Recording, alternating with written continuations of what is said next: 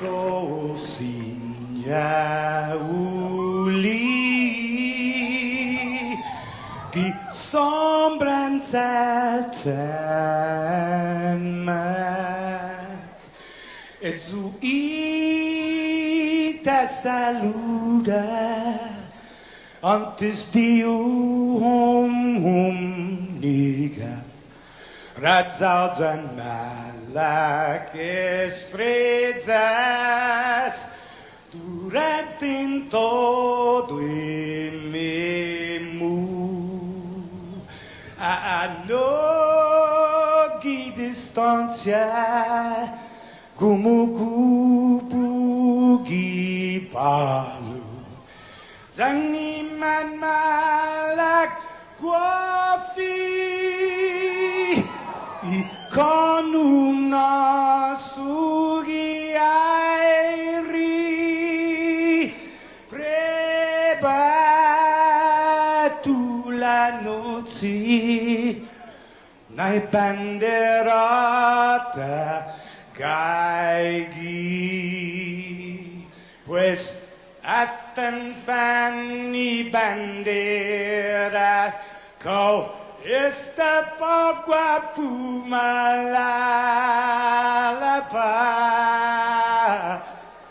Gilo tanu man libri Sentami ti man ko badi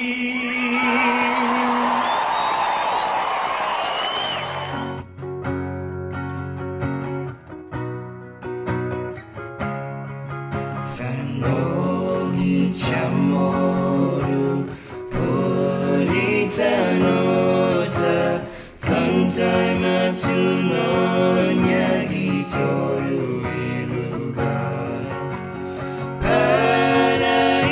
Paraiona Parai Gloria Abiba Isla Senpaya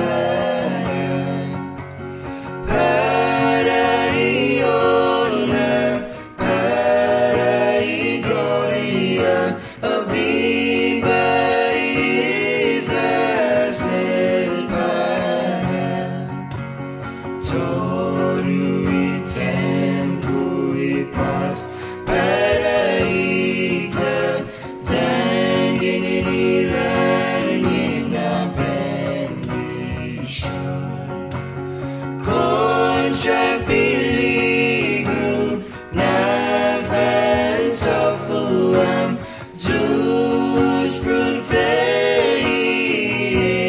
Langmon Contrapiligu Nafan Sofuam Jus Bruteis Langmon Osaina, Oleniti, Ninumai Hamines Kunta, Ninale.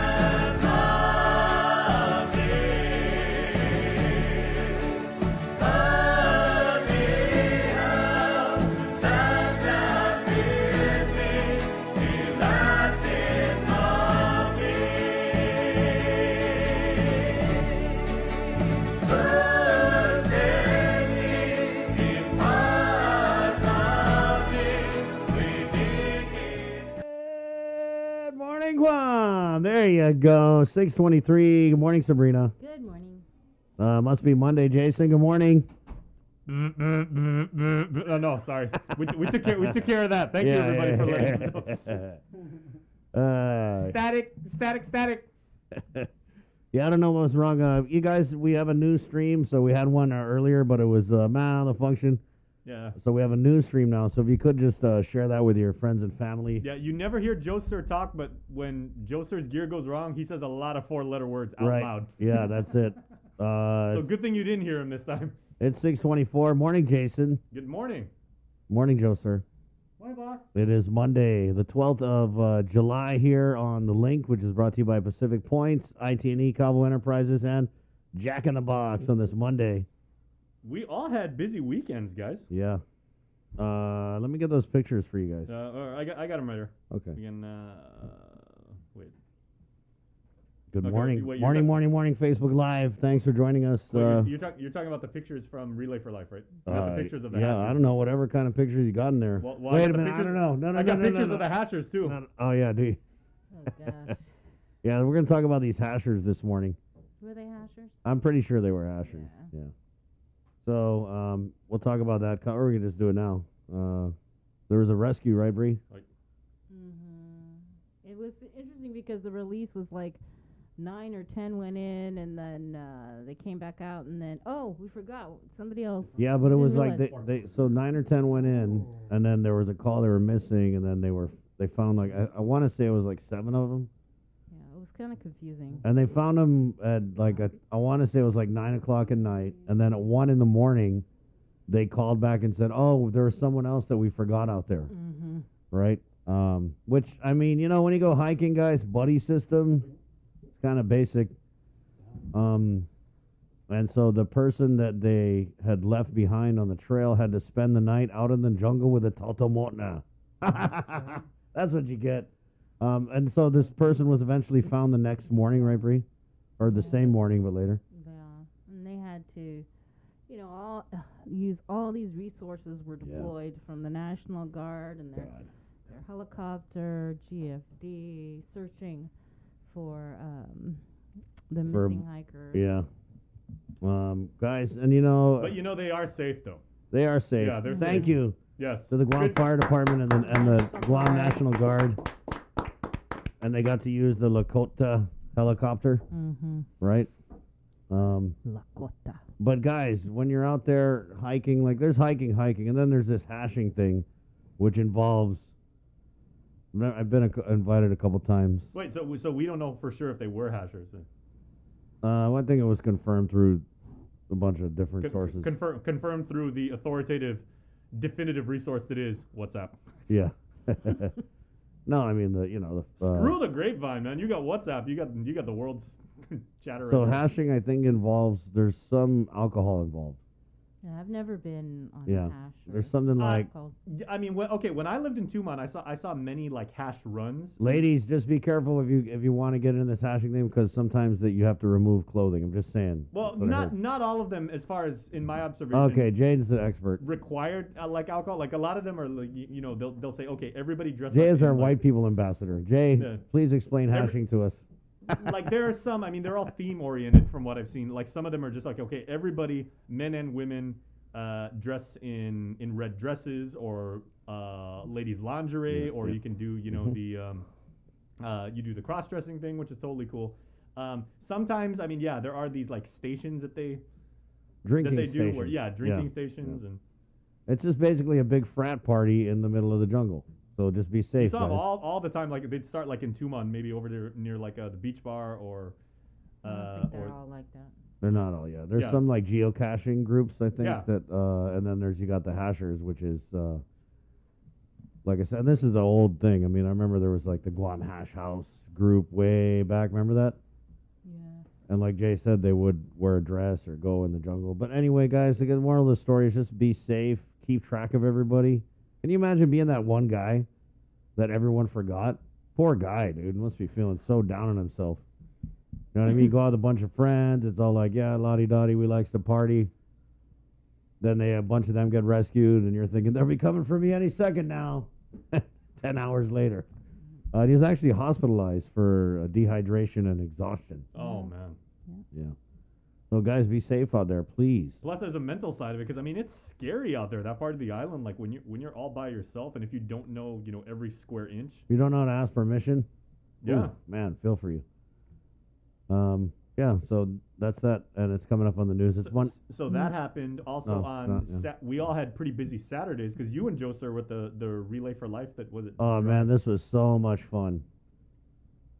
So we didn't have a Relay for Life last year, right? There was pretty much nothing. They did a virtual. We put something together with Zoom. Okay, but obviously couldn't go and show up in person. So the American Cancer Society had their Relay for Life Survivor Drive and Wave. And normally, before the Relay for Life, they have the Survivors Luncheon, which is one of the big events leading up to the relay. And it's all the cancer survivors who sign up, and then they bring out their caregivers too. But then again, because of the COVID, they couldn't have that this year. So what they did have was a drive and wave, where you had survivors show up with their caregivers and kind of drive through this little course, and there was a bunch of great people from the Relay for Life family, and they would come and they picked up a goodie bag courtesy of Bank of Guam, and they got to take a selfie. So anyway, I got to host that with Victorious Falon of the One Micronesia podcast, and it was something special. It was great, to kind of be able to like interact with these survivors who've been sheltered up for the last year, and make them laugh and put a smile on their face, and just for everyone to cheer them on, and also to thank their caregivers. You know what I mean? It was just it was all kinds of awesome. There's just so many people, and these survivors, breed, they are like the peppiest. You know what I mean? They're just awesome. They're dancing, singing. There was one couple, the Indalecios, and I think they've been married 52 years, but they don't like to be referred to as a married couple. They want to be announced as boyfriend, girlfriend. Aww. So it's so cute. And so this couple, they actually both had cancer. And it was crazy because there were a few couples who were survivors together, and then they would be each other's caregiver. Oh wow. Yeah. And so it was just really good to get out and see. And it's interesting because Saturday I also hosted a car giveaway for the mall, which was done virtually for the first time ever. Those mall giveaways, it's like so packed, right? Up on the upper deck, and it would just be like 1,000 people easy. So this year, obviously again because of COVID, I was in there when the mall was closed, and we did the whole thing on like Facebook Live. So it's cool to go from hosting that to hosting the Survivor Drive and Wave in the afternoon. So yeah. Can I just guess that those two gigs you did back to back, is that why your voice is like a little noticeably hoarse this morning? Yeah. So with the Survivors Drive and Wave, it was a lot of like Biba. You know me. People must be annoyed when I get on the mic because I'm just like, right, Bree? Right. Yeah.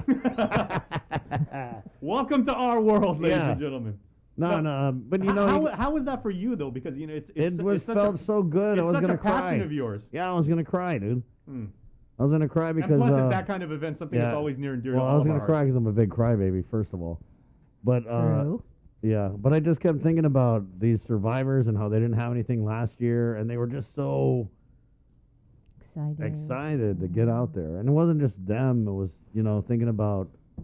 I was thinking about a lot of stuff. It was them, their caregivers, and then the people from. There was Team Gov Guam, so it was a bunch of people from the governor's office. There was Bank of Guam, Docomo, Women United Against Cancer, Take Care was there, Atkins Kroll, and of course the whole American Cancer Society Relay for Life. So everyone was just like, everyone is just so pumped at Relay. It was like that kind of vibe. They had music playing. They had some pretty good hosts from the stations at KUAM. So yeah, it was really awesome, Jay. And it kind of reminded me why I got into this business, so to speak, which is to put a smile on people's faces. I kind of had the same experience on Saturday, and I apologize. I saw nothing from the Relay for Life because I was involved with a wedding in my dad's side of the family. Right. My cousin Monet and Jan married her long time boyfriend, and so I emceed that, and that was a real treat for me. Wow. So what was it like? A wedding? Well, it was the ceremony was really really nice. I had no idea because it was at the new Santa Bernadita parish in Agafagumas up in Jigo, like Oh, wow. what they say the other one. So now Jigo has two parishes. You can either go to Our Lady of Lourdes or now Santa Bernadita. And I was asking, I was like, does Monet or Jan go to church here? Because I know they don't live here. And they said, no, when you're trying to book a church, the archdiocese is trying to try and keep things, so well organized and everything like that. They said, we've got this particular church available and this priest is available on that day. So, you can have that. And, and they said yes, because they had to push their wedding back. And then I emceed the reception that night, which was at the Westin. And I was telling all my cousins, I was like, hey, you guys, let your hair down. We've all been so crazy. Please keep wearing the mask, stay apart and everything like that. But I'm going to make sure this show runs. He really plan. would say that. Guys, let your hair down. Yeah, and I was But like, wear your mask, please. no, and the bridesmaids actually had this like whole schedule, so we're doing what we love to do, which is like you said, make people happy and host these events. So I said, oh, you guys have fun. I'm gonna make sure the show runs according to schedule, and it was a lot of fun for all my aunties and my uncle Tony, and Monet. I'm the oldest of like 50, and Monet for the longest time was always the baby. So it was good to see her tie the knot. Nice. I hope they know how lucky they are because Jason Salas doesn't really host a lot of weddings, right? Yeah. How many have you done? Weddings, I've done a couple. Yeah. But Good job. yeah, for family and everything like that, it was good to see everybody out. I mean, I was a nervous wreck only because there were like, and it wasn't even like really that many people. It was maybe I was telling Brie earlier, maybe about like 60 or so. But I mean, it was nice, and I was talking to like the F&B staff, but the DJs were former colleagues of ours, the world famous Rec Shop. True. Ron and Ron, really, really good guys. And I was telling wow. them, I was like, man, I'm so glad you guys are out here, getting a chance to work again. They're like, dude. Those guys started in this studio. Yeah. With record players. And it's still Ron G and Ron Damasol gigging together after 23 years. Right on. And there's, no attitude, no drama, no chippiness and everything like that. It's just There's some old pros. Yeah. Us old pros, we get her done.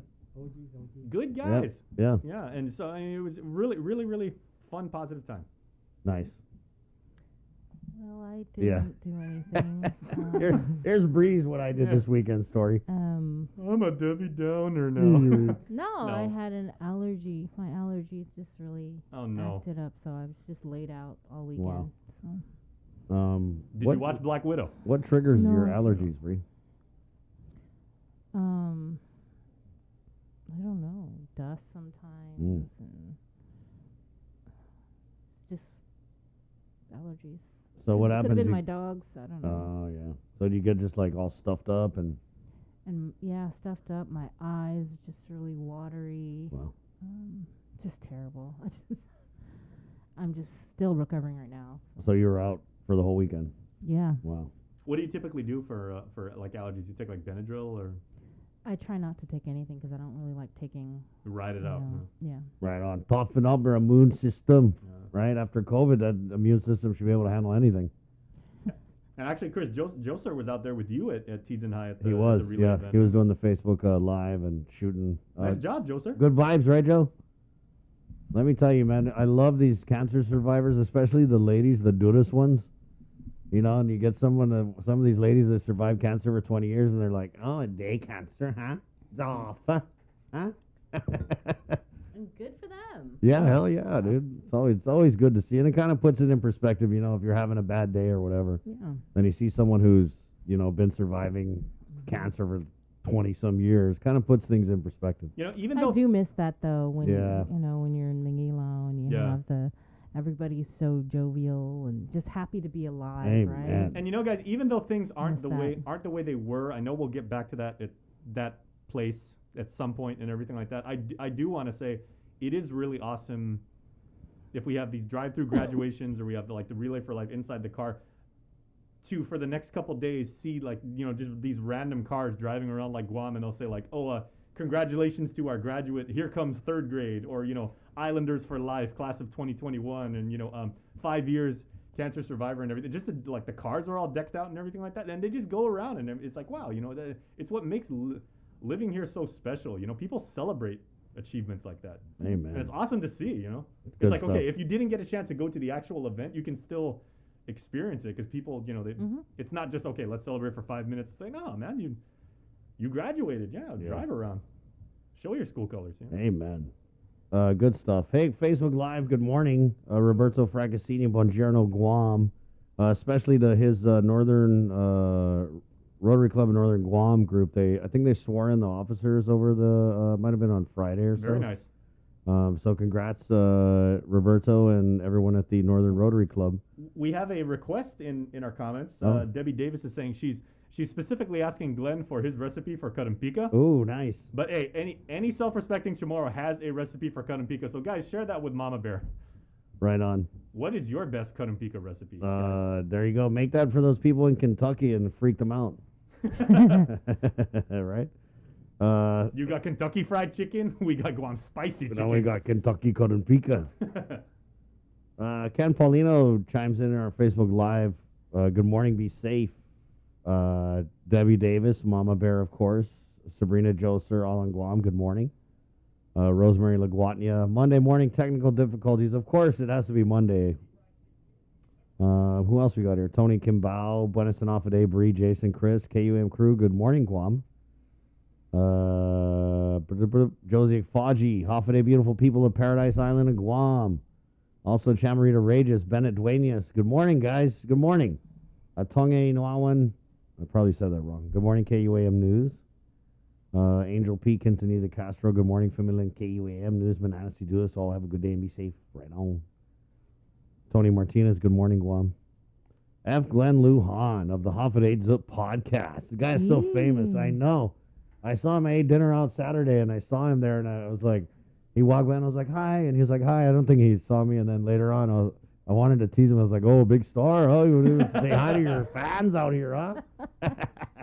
Ye celebrity. Yeah, so, check out the Hoffa Zup podcast on the KUM Podcast Network, Jay. Yeah, episode 2 should drop, I believe, in another week or so. Yeah. They're setting it up, and, we're going to do all the technical production for that. But That's a great podcast. Yeah. So check that out. And we have got a bunch of great content on the KUM Podcast Network. So, Jay, where do they get the KUM Podcast Network? Yeah, so if you guys want to go, easiest way, right? I mean, there's 100 different ways you can consume podcasts. You don't have to rearrange your personal listening schedule or only say download Spotify, because if I just want to consume this one show.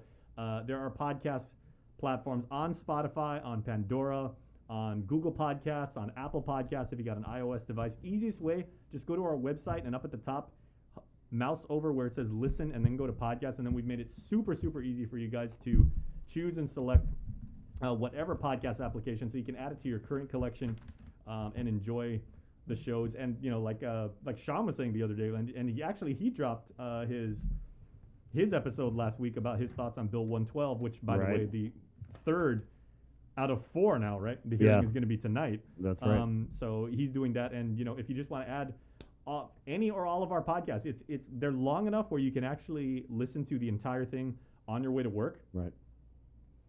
So give it a listen. We're happy to bring it to you. Yeah, and then of course, Sabrina Salas Mantonani's breakaway hit podcast, Crimes Without Convictions. It's just been a runaway success. Brian, I know you're already working on episode 2, so. Yeah, wow, I had a really long interview with former Chief of Police James Marquez on Friday. It was a couple of hours, and also with Sergeant Barry Flores, who was with GPD from 1994 to 2019, but a part of his time with GPD, he was with the Cold Case Task Force or Cold Case Unit starting in 2004, and he actually, because the next podcast is focusing on the Jennifer Mesa murder, and so he kind of took that case up in 2004, reopened it, and started looking into it. So he gave me a lot of background and a lot of history as to what happened with that case, and it's just really just like Deanna Ollie, it's a really sad case. And one thing he said is that and the chief, they both agreed that we really do need a cold case unit. We really need to tap on the resources and memories of these former police detectives, former chiefs of police that investigated these cases way back when they were just, detectives and they were Yeah. with CID and, Right. they now have the time and they really want to come They back and they do. want to help because you have only so many detectives with GPD now, and they are busy handling the cases that they have. And we all know, we've talked about it on this show, that they are short-staffed. They are losing police officers left and right every single week. Can I ask something, Bree? Because you've talked to a lot of like these, like, I guess we shouldn't say former detectives, like lifelong detectives, right? For cases that they never really resolve and close, right? They wind up being cold cases, and they kind of just like remain unsolved and everything like that. What does it mean for like detectives to have to like continue to like have that like on their They carry it with them, right? yeah, They like on carry their it with conscience and them, just say, yes. man, we never figured this out, or like and because they took that job because they care and they want to bring justice and they want to do the right thing, but to have to like live with that, what is that like? They actually talked about that in the podcast. In the interview that we had, we were talking about the Jennifer Mesa case, but then it turned into a whole nother podcast about the need for a cold case unit Right. and the need to hopefully bring back, some of these former police officers, former detectives, and help, where they would just strictly Consult. consult whatever, but Right. just strictly be assigned to looking into cold cases while the current detectives are looking into the current cases. And these are retired Yes, these police, are and retired. tenured Yeah. police officers who want to come back and say, we've got unfinished business to Right. take care Right. of. Sergeant Flores, he said that I believe he left in 2011 or 2019 or whenever it was, but there were over 100 cold cases, and these date all the way back to 1965. Wow. Yeah. And so we did have the chief on about this Bree, I want to say a couple weeks ago. Mm-hmm. And it was the same old song and dance. It's shortages in manpower, shortages in resources that prevent these cold cases from getting another look. And with the advent of the technology nowadays, I mean, you watch any of these true crime documentaries, the DNA testing and just new technology that they have, that they use and employ to solve crimes. They're breaking a lot of these cases wide open. Mm-hmm. And the people of Guam really deserve nothing less, you know what I mean, for closure and for Yeah. justice, really. Yeah, and that was something that Sergeant Flores had mentioned that kind of stood out to me, is that, when you look and you hear about all these cold cases, you're right, families don't have closure, but at the same time, it's like there are killers that are walking among us. Totally. There's killers right on. You could be sitting next to a murderer Yeah. right now. Everyone's looking next. Hey man, did you kill anybody? Sure. Yeah, but when he left over 100 cold cases. Yeah. But I can see how you would say that, like if you're a detective and you worked and that was your Yes. that was how you served the island and everything like that, and this thing continues to linger or goes unsolved. And I can see how you would be haunted by that. Totally. I mean, know, you see it in That's movies. not the kind of thing you can just let go. Yeah. I mean, even when you retire and you give up the badge, that kind of thing stays with you. And when you talk to these detectives, Bree, you feel it in what they say, that they really think that if we had another look at these cases, that maybe something could break. Yeah, technology's changed, DNA, there's more ways, right, to look into the files, and then you could do tests, like, did you say DNA, forensic testing, Yeah. things like that. And like you just said, all these retirees, they've expressed to you that they're ready to come back, or they're willing at least. They'd be willing. Yeah. And we did ask the chief. That's amazing. We did ask the chief about that, and he said that it's a great idea if we do start up that cold case task force again. That these detectives would be, some of the first people that the chief would call. Well, they're ready. Yep, and so are we. So get ready for another episode of Crimes Without a Conviction from Sabrina Salas Metanani on the KUAM Podcast Network. It's 6:48 now on this Monday, July 12th. Let's go ahead and get into the news with the very latest right here on the link from the KUAM News team.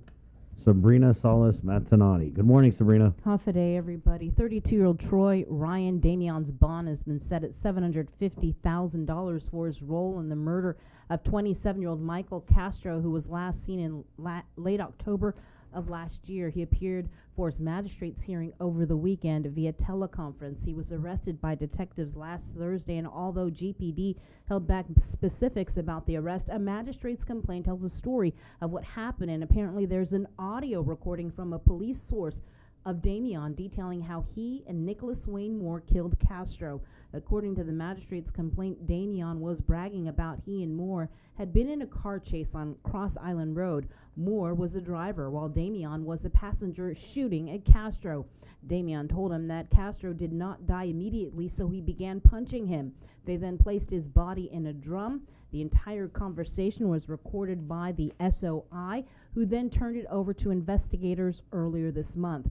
The magistrate's complaint also details the fact that 2 pistols were confiscated from Moore's parents' home. One matched the bullets used in the murder. DNA from blood samples lifted from the gun showed a mixture of DNA from 3 individuals. One was a match for Castro, another for Moore, and the third showed, quote, no familial relation to either Moore or the victim. Police would not say if the third DNA was a match for Damion. During Saturday's hearing, Damion's defense attorney Joseph Rosano tried for a lower bail and referenced Moore, saying, quote, he's not the same type of person that flees the island to avoid prosecution, and argued that the amount was unreasonable. However, Magistrate Judge Benjamin Sison denied the request. Damion is charged with aggravated murder as a first-degree felony, murder as a first-degree felony, and aggravated assault as a second-degree felony, all with special allegations for possession and use of a deadly weapon in the commission of a felony. His preliminary hearing will be before Judge Alberto Lamarena on the 20th at 4 o'clock in the afternoon. As for Moore, he is currently on house arrest, being monitored electronically. He allegedly admitted to knowing Castro and having past dealings with him involving the sale and use of illegal drugs. According to an SOI, he alleges that Moore confessed to murdering Castro with a combat knife. He is next scheduled to appear in court on the 19th. 30-year-old Jaymar Nukem Regis was arrested after allegedly beating a woman holding a baby on June 12. According to court documents, the woman said Regis became upset and punched her in the head and then continued to punch her continuously while she held a 10-month-old child.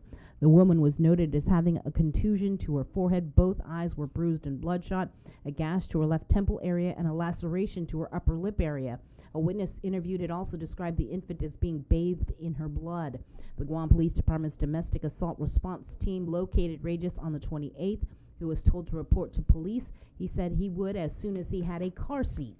However, Regis never showed up and could not be located. He was later found and arrested on July 7th. According to court documents, Regis is on pretrial release, where he's ordered to not to commit acts of family violence against the same victim or any other family or household members as part of his conditions. Regis was charged with family violence as a third-degree felony and violation of a court order as a misdemeanor. 2 men were arrested after they were found in a car with lots of cash and drugs.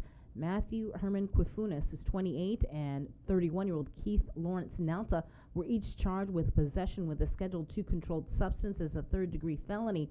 However, Quifunas also was charged with possession of a Schedule II controlled substance with intent to distribute as a first-degree felony. According to court documents, just before 1 a.m. on the 8th, police pulled over a Lexus in Jotnia, where the driver, Quifunas, had an outstanding warrant. While in the patrol car, Quifunas told police he had a large amount of money and drugs in his car, admitting it was his. Police found $5,562 in cash in various denominations and 4 baggies containing 39.1 gross grams of a substance that later tested positive for meth. Police also found 3 digital scales in the car. They also found 11 unused small baggies. They also found in the car an improvised glass pipe with suspected meth, residue, and 2 plastic straws with slant-cut ends in the other end heat-sealed. With more news, here's Isaiah Uggan. This news update is brought to you by Pacific Points. Do more, get more. Half a day, good morning everyone. Guahusi Isaiah Uggan with your headlines here on The Link. It's something that never gets easy to report. Guam recorded its 131st COVID-19 related fatality on Thursday. The Joint Information Center confirms that the Guam Memorial Hospital Authority received a 72-year-old female with underlying health conditions. She was unvaccinated and tested positive for COVID on June 26. The JIC also reports that 12 additional COVID cases were identified as the Alpha variant. On Thursday, the Department of Public Health and Social Services received the results from virus samples between May 13 through 28, which was sent to the U.S. Centers for Disease Control and Prevention. To date, 38 cases were identified with the Alpha variant, 8 cases with Epsilon variant, 3 with the Beta variant, 1 with a Delta variant, and 1 Gamma variant. President Biden Friday reaffirmed the withdrawal of American troops from Afghanistan by August 31st. Speaking at the White House, Biden said the U.S. has done what it went to do in Afghanistan, get the 9/11 terrorists and deliver justice to Osama bin Laden. But the departure could spell danger for Afghan nationals who assisted U.S. troops. Pentagon spokesman John Kirby was asked about that during a press conference, and once again, Guam was mentioned as a possible temporary refuge site. The president said that the interpreters might be moved to facilities outside the continental United States. That is fairly limiting in the number of OCONUS facilities, potentially bases at Guam, or could you talk a little bit about what these potential facilities could be that the interpreters could be sent to? So a couple of thoughts there. You heard the president say that U.S. installations overseas as well as third countries, and we are looking at a range of options in that regard. You said it was limiting. I think I would challenge that presumption. You also heard the president say that of the 2,500 or so that have worked their way through the SIV process to that point, that less than half of them have indicated a willingness to move at this point. So the numbers wouldn't necessarily connote to a level that was so high that we couldn't manage it with either a range, with a range of U.S. installations overseas, U.S. military installations, or third countries. Governor Leon Guerrero has written the White House expressing support for Guam as a refugee site. We spoke to the governor about that Friday. She says she has yet to be contacted. I'm hoping that once they decide, and I understand they haven't really decided, but once they decide that they would give us some lead time for implementation.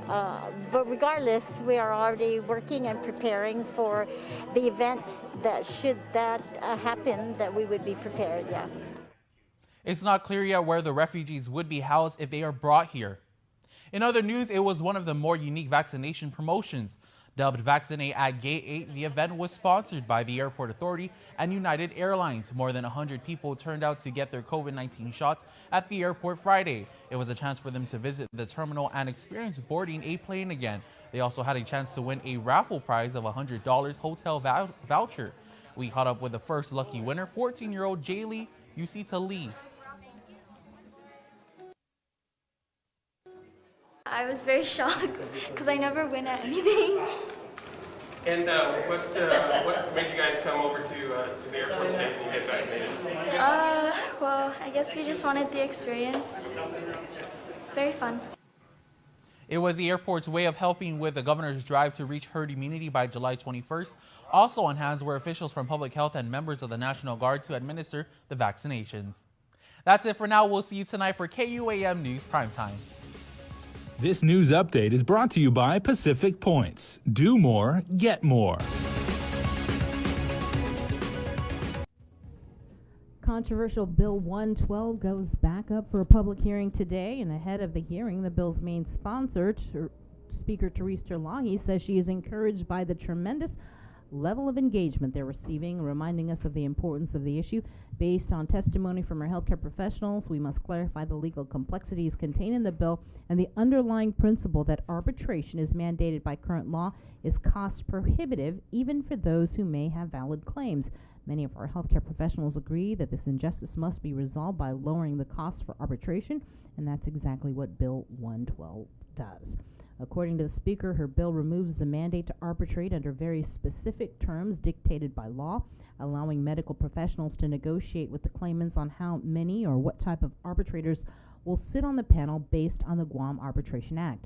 The bill also allows for mediation, which is not allowed under current law. If the parties do not agree to mediation or arbitration, the claim will be screened by a magistrate judge without the need for arbitration filing fees or arbitrator costs.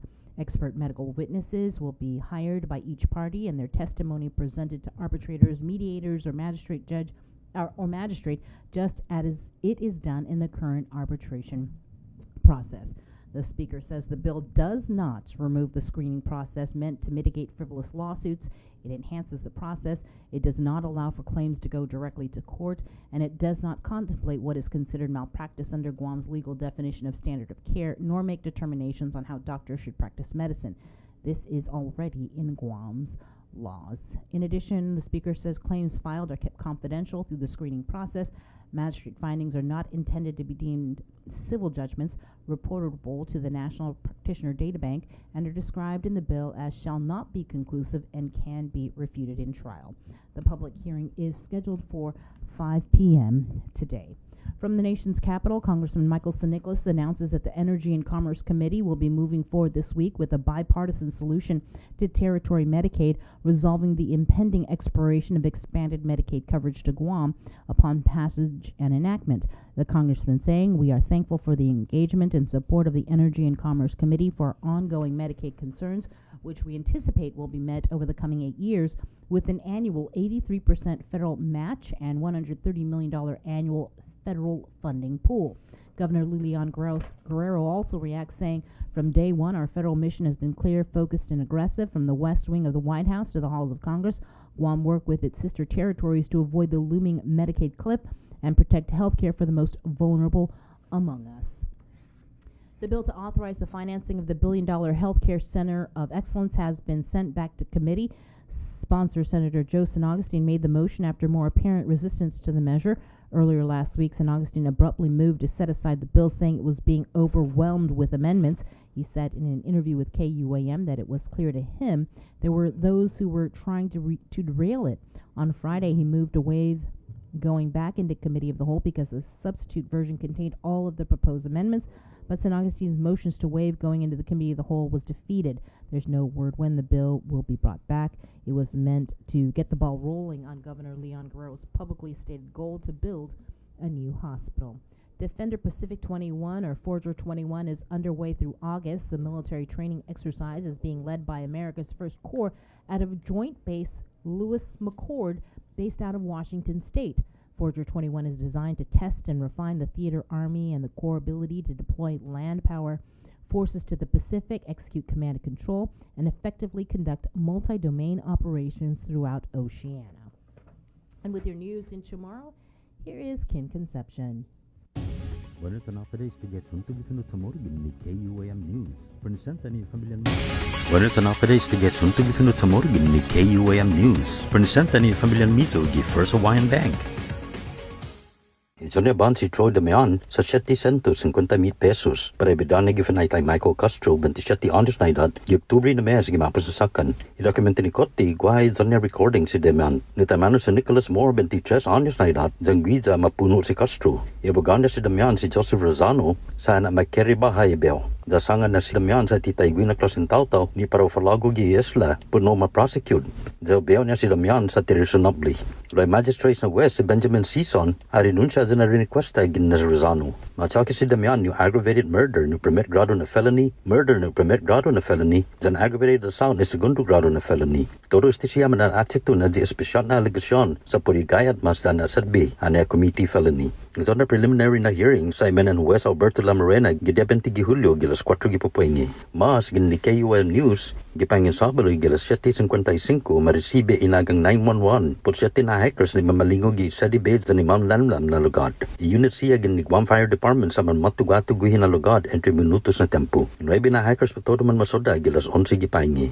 Logi des pasaw la una gi egan Domingo, maagang talo 911 ni uno gi hackers da sangan naman lati siya da melefan ni uno na hacker gi mismo lugar. Man matatati unit Guam Fire Department sa matutuhon maaligo ay hacker. Nulahi ni 38 anos na edad. Masoda put fin antes di las 11 gi egan Domingo. Masaya talzat sa ron na itauto makoni para Nevo Hospital gazil Lakota na helicopter ni Izuli Guam National Guard. Masasuntugin ni Cotti, maaresta si Francis James Blas, 48 años na edad, za maatake por impetun familia no misdemeanor za ni manespanta no petty misdemeanor. Según ni dokumento ni Cotti, giegan dia 8 Hulyo, marespondi polisia por complain gizapiti. Ibiktima sa sangani polisia na si Blas sa mandagdag ipetanya, za gia menasaw na manera, sinangani gi na para pinaki za ndoso totalo na tauto ni pekinan 9mm. Lenya mas ibiktima na hongi na sinya magahit si Blas at sauge di hafay lalignya. Yutumu para paguna Lunes, kanatoro di siya intern gi Guam Department of Education 2021 Youth Employment Internship na programa sa timan maapasi gimapos na business.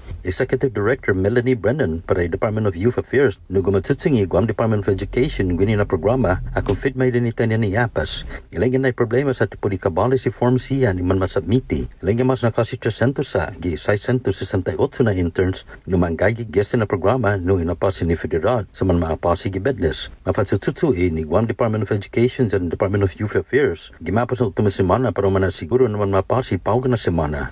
Segon si Brennan, ilang na legitiman marisibi gimapos na business, sinihaman maapasi lusot mo sa gupa, Montis. Para Guam News Network, Guausikin Conception.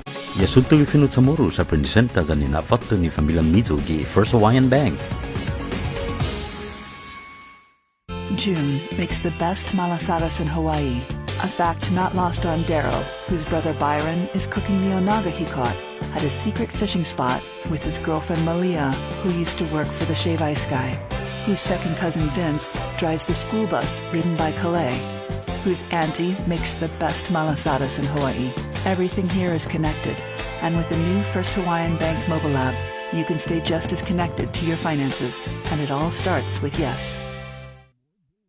Get through the work week with a special office party from Uno Go and participating restaurants. Every week, we're delivering lunch from a local dining partner to one lucky office for up to 15 people. For a chance to win, all you have to do is 1. Register as a user on the Uno Go app or website. Existing registered users may be entered as well. 2. Follow us on Instagram or Facebook. And 3. Send us a message with your name, contact email, and phone number, your office, and its location. We'll draw a winner every Friday on the link on Breeze 93.9 FM on KUAM TV 11 and streaming on Facebook Live, and coordinate the day of your choice for lunch to be delivered the following week. We'll also feature your office celebration on KUAM News every Friday. Put smiles on your co-workers' faces and enter today. Open to Guam residents only. Conditions apply. See the Uno Go Guam Facebook page for details. Thanks to our participating restaurants, Beach and Shrimp, Lone Star, Jamaican Grill, Ajisen, Sing's Cafe, Pika's, and the Sheraton Laguna Guam Resort. The Culture Club returns to KOAM Digital and KOAM News Weekend Edition, highlighting Guam's young artists, activists, and crafters as they work to protect, preserve, and promote our Chamorro culture. Watch this weekly feature on the digital platforms of KOAM News Weekend Edition, brought to you by Hanum. KUAM News, in partnership with the Guam Visitors Bureau, brings you the Guam Safe and WTTC Safe Travel Certified Program Showcase. Look out for this powerful symbol for visitors, island residents, and industry workers alike, as it represents establishments with a consistent global commitment to safety practices. Stamped with approval by the Guam Visitors Bureau and the World Travel Tourism Council. Every Monday on KUAM News will feature a different local business who's taken the Safe Guam and Safe Travels pledge to maintain health and safety standards to get Guam back on track. Log on to visitguam.com to see how your business can receive the designation, what businesses in our community are Guam Safe certified, and have the WTTC Safe Travel certified. Uno Mixed. We're mixing it up on the last Thursday of every month with a look at lifestyle, entertainment, food, and so much more on the stations, networks, and digital platforms of KUAM Communications. Uno Mixed is presented to you by Docomo Pacific, Better Together, and Pepsi. Do you feel like you're missing out on something? Make life more rewarding with Pacific Points.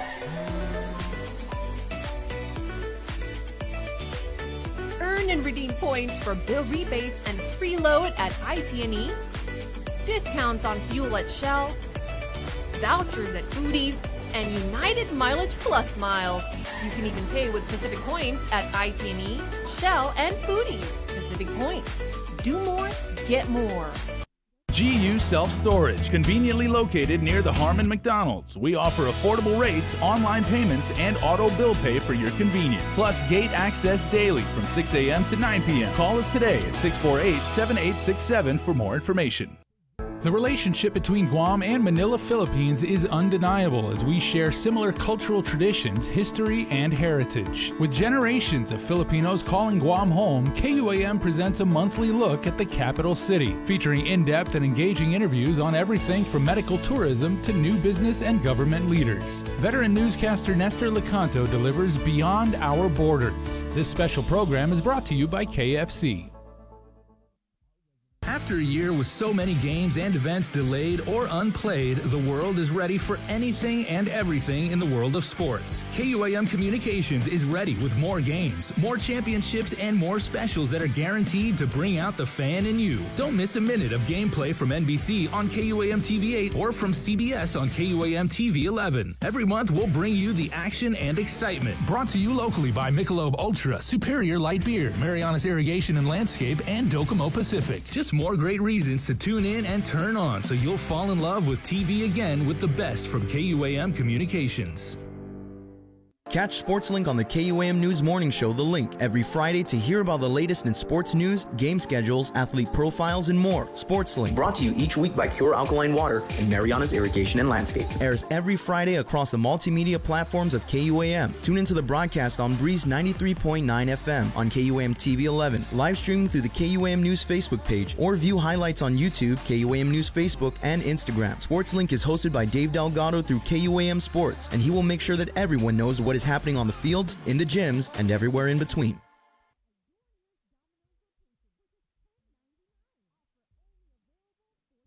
The world of television is more exciting than ever. Don't miss a minute of special presentations from NBC on KUAM TV 8 or from CBS on KUAM TV 11. Every month, we'll bring you the fun and excitement of award shows and red carpet moments, special series presentations, and other great network programs. Brought to you locally by King's Restaurant, Ruby Tuesday Guam, Bud Light Seltzer, and Docomo Pacific, giving you more reasons to tune in and turn on. Fall in love with TV again with the best from KUAM Communications.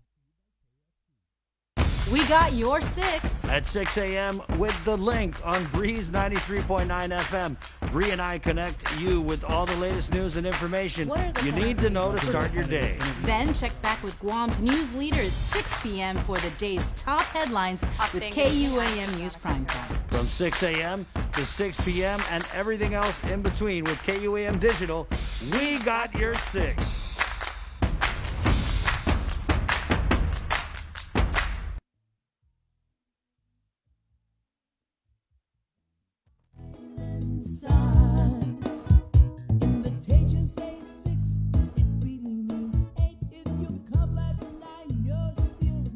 Welcome back to The Link, everybody. We are here on a Monday.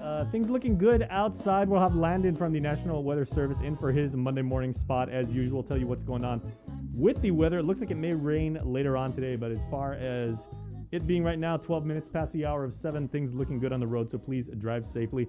Let's go into the Zoom room now where our friends who work in real estate, that is an industry that has obviously been affected by the pandemic, but things going hopefully back to order, and who better would be able to comment on that than the president of the Guam Association of Realtors, Sean Blas. Sean, good morning, my friend. How are you doing, man? Good morning. Great, man. How you doing? Doing fantastic. May I just ask, like, over your left shoulder, is that your workspace that you can use as a background? That shot of like a Tuman Bay, that's a beautiful shot.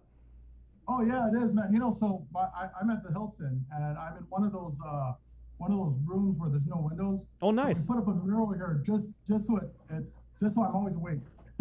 Oh, very cool. Well, you know, yeah. I mean, that's kind of, you know, very, very conducive to getting business done, and certainly you and your colleagues in real estate have learned how to, you know, work virtually and everything. And this Saturday, you guys are actually putting on a virtual housing symposium, as I understand it. We have not had symposia for a long time, so it's good to see that one's coming back, and this is certainly a very worthwhile topic. It's going to be really great, and you know, one of the reasons why we're doing this is we.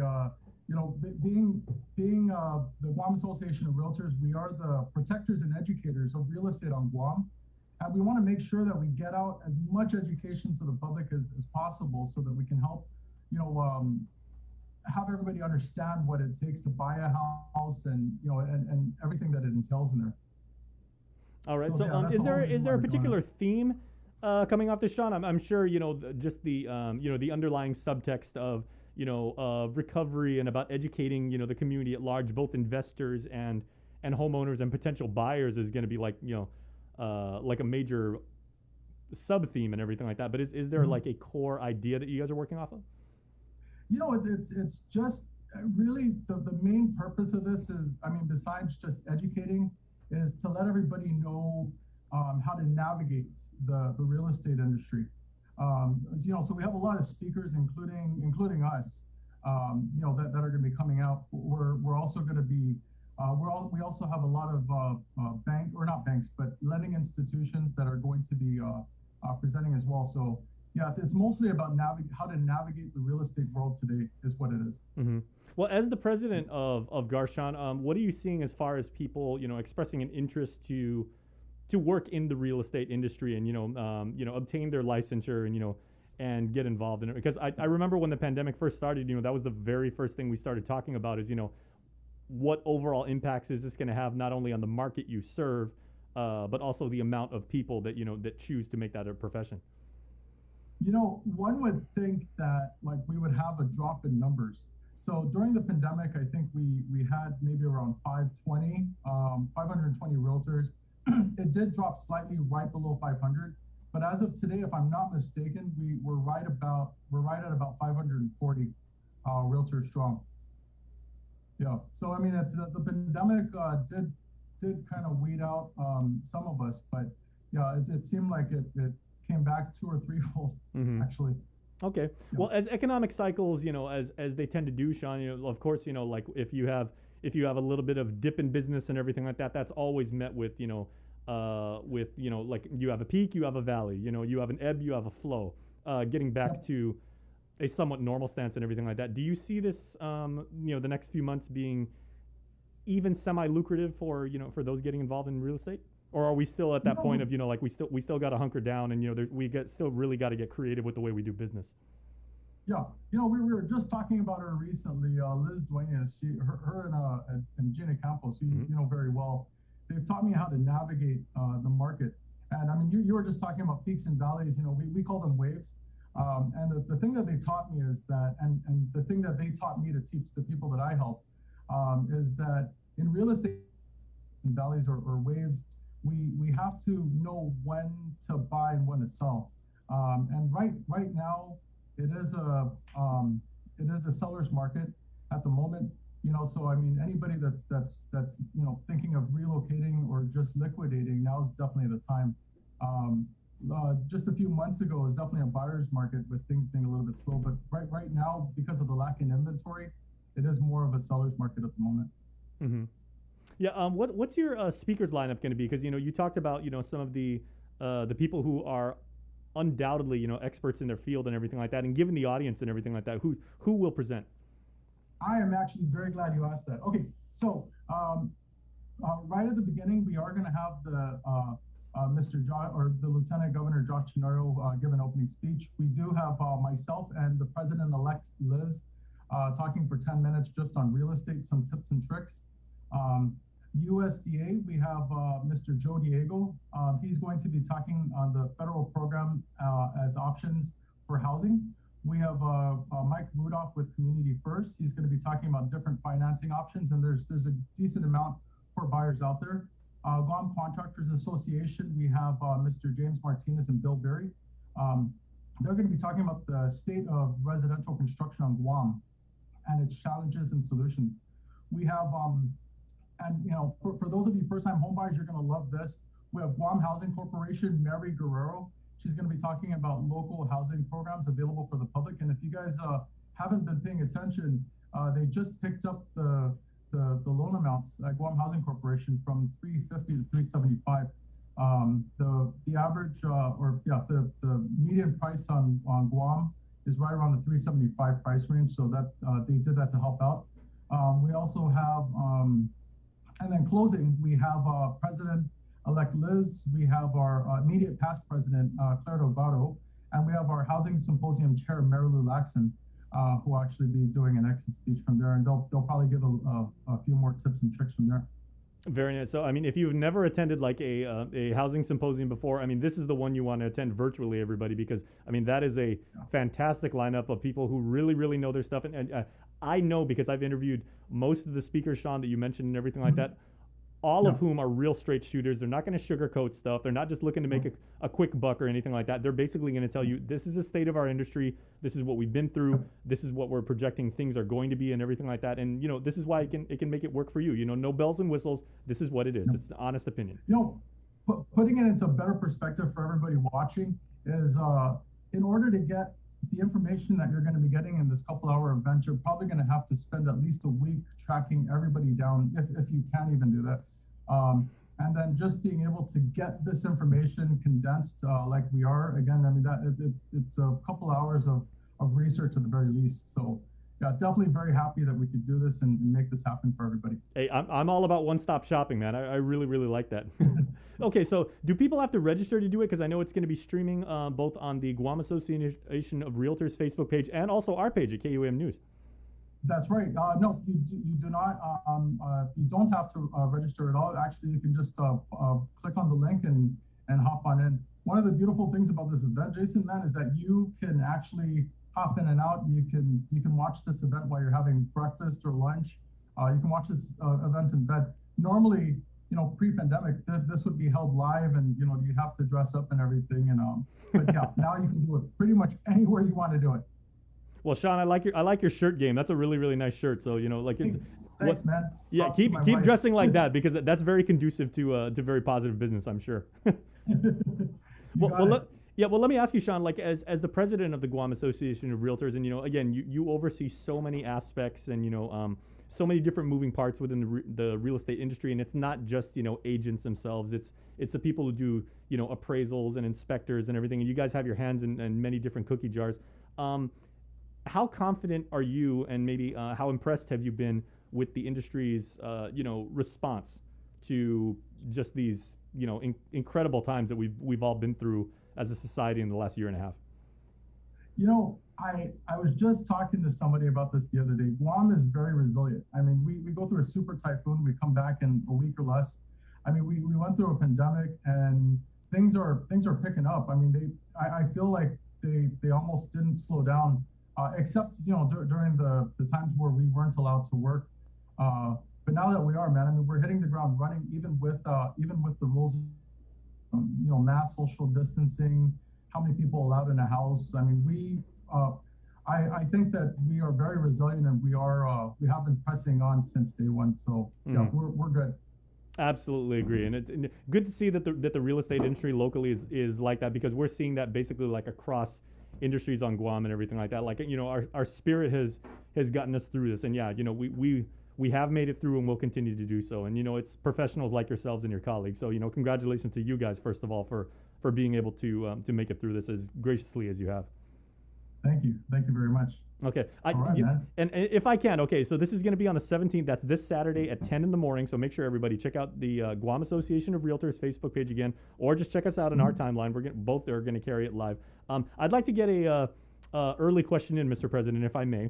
Sure. Because, of course, you know, we have seen, you know, the federal government has tried to help out, and they've had, like, you know, historically low interest rates, you know, to try and, like, stimulate and, you know, keep things, you know, above water as far as, like, the market goes and everything like that. What are some of your, you know, high-level thoughts just about how the interest rate may fluctuate and everything like that as we continue to get back to, you know, a hopeful normal operational tempo? You know, I think it's actually going to stay steady for a little bit longer. I don't see it fluctuating very much, personally speaking. But of course, that can change in an instant. Mm-hmm. One of the bigger challenges we are facing currently, besides, it's not even a problem, because low interest rates are great, but it's low inventory, and then that's something that I'm hoping will end soon. I hope that we'll definitely have a lot more homes to sell, maybe more buildings coming up soon. Mm-hmm. Yeah. How is since you mentioned it and everything like that, how is the momentum, I guess is the right way to put it, with new developments, you know, be they commercial or even residential people putting up, maybe like little, those 4-unit apartment buildings, or even people building like new homes that they would then put on the market. Are we seeing a lot of traction? Not at the moment. We do have homes and maybe 2 or 3, maybe a handful of developments going up, but they're not going up quite as fast. On the I don't want to name drop any government agencies, but getting the process of getting documents together or getting things going for construction is definitely lagging. That's one of the things that we definitely need to, and that we've been working with our senators to try to see what we can do to speed up. I think that if we can speed up the process of getting all the docs and approvals together, I think that we definitely have a lot more development going up. It's not for a lack of land or a lack of real estate. It's taking forever to get the process started, and then at the tail end, it's definitely taking a long time just to even get the permits to finish up the house. Mm-hmm. Very well. Like I said, ladies and gentlemen, watching this right now, Sean is the guy, and you're hearing like the ground truth, like straight from his lips. So, Mr. President, we'd like to give you one final opportunity, and you've certainly earned that given your spot, to encourage people to attend this Saturday the Housing Symposium. Thank you very much for that. Again, for everybody that's watching, just to get all these great minds together, you definitely have to drive around or just hunt them down in order to get these people in one room, or even just to talk to them individually.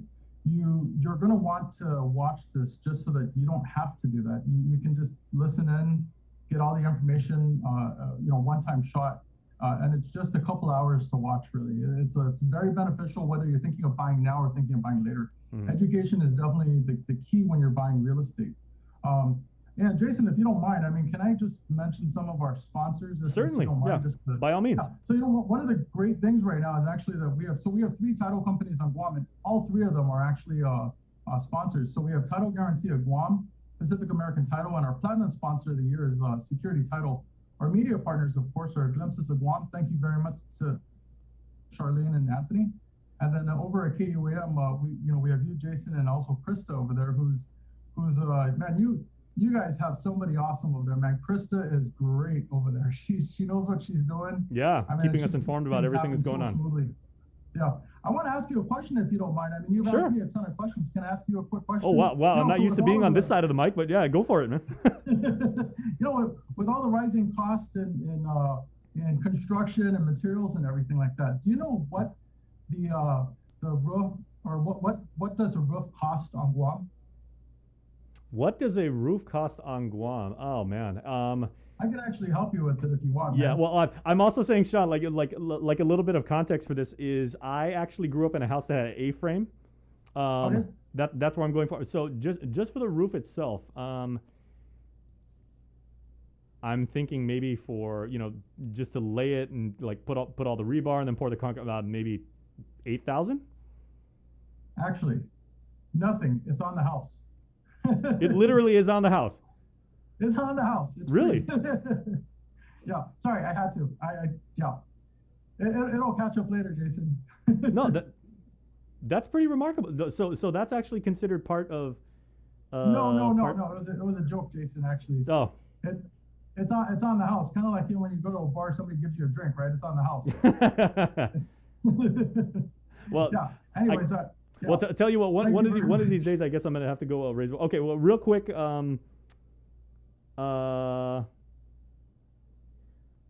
we'll go ahead and end there. I'm so processing the joke. So yeah, so Sean, so once again, that's gonna be on the 17th, starting at 10 in the morning. So make sure to watch the live stream. 17th at 10. Yep. Yeah. All right. So thanks a lot, Sean. You got it, brother. Take it easy. Thank you. All right. Have a good one. All right, so we are going to go to break. I am going to work on my sense of humor, apparently, and we are going to be back right after this.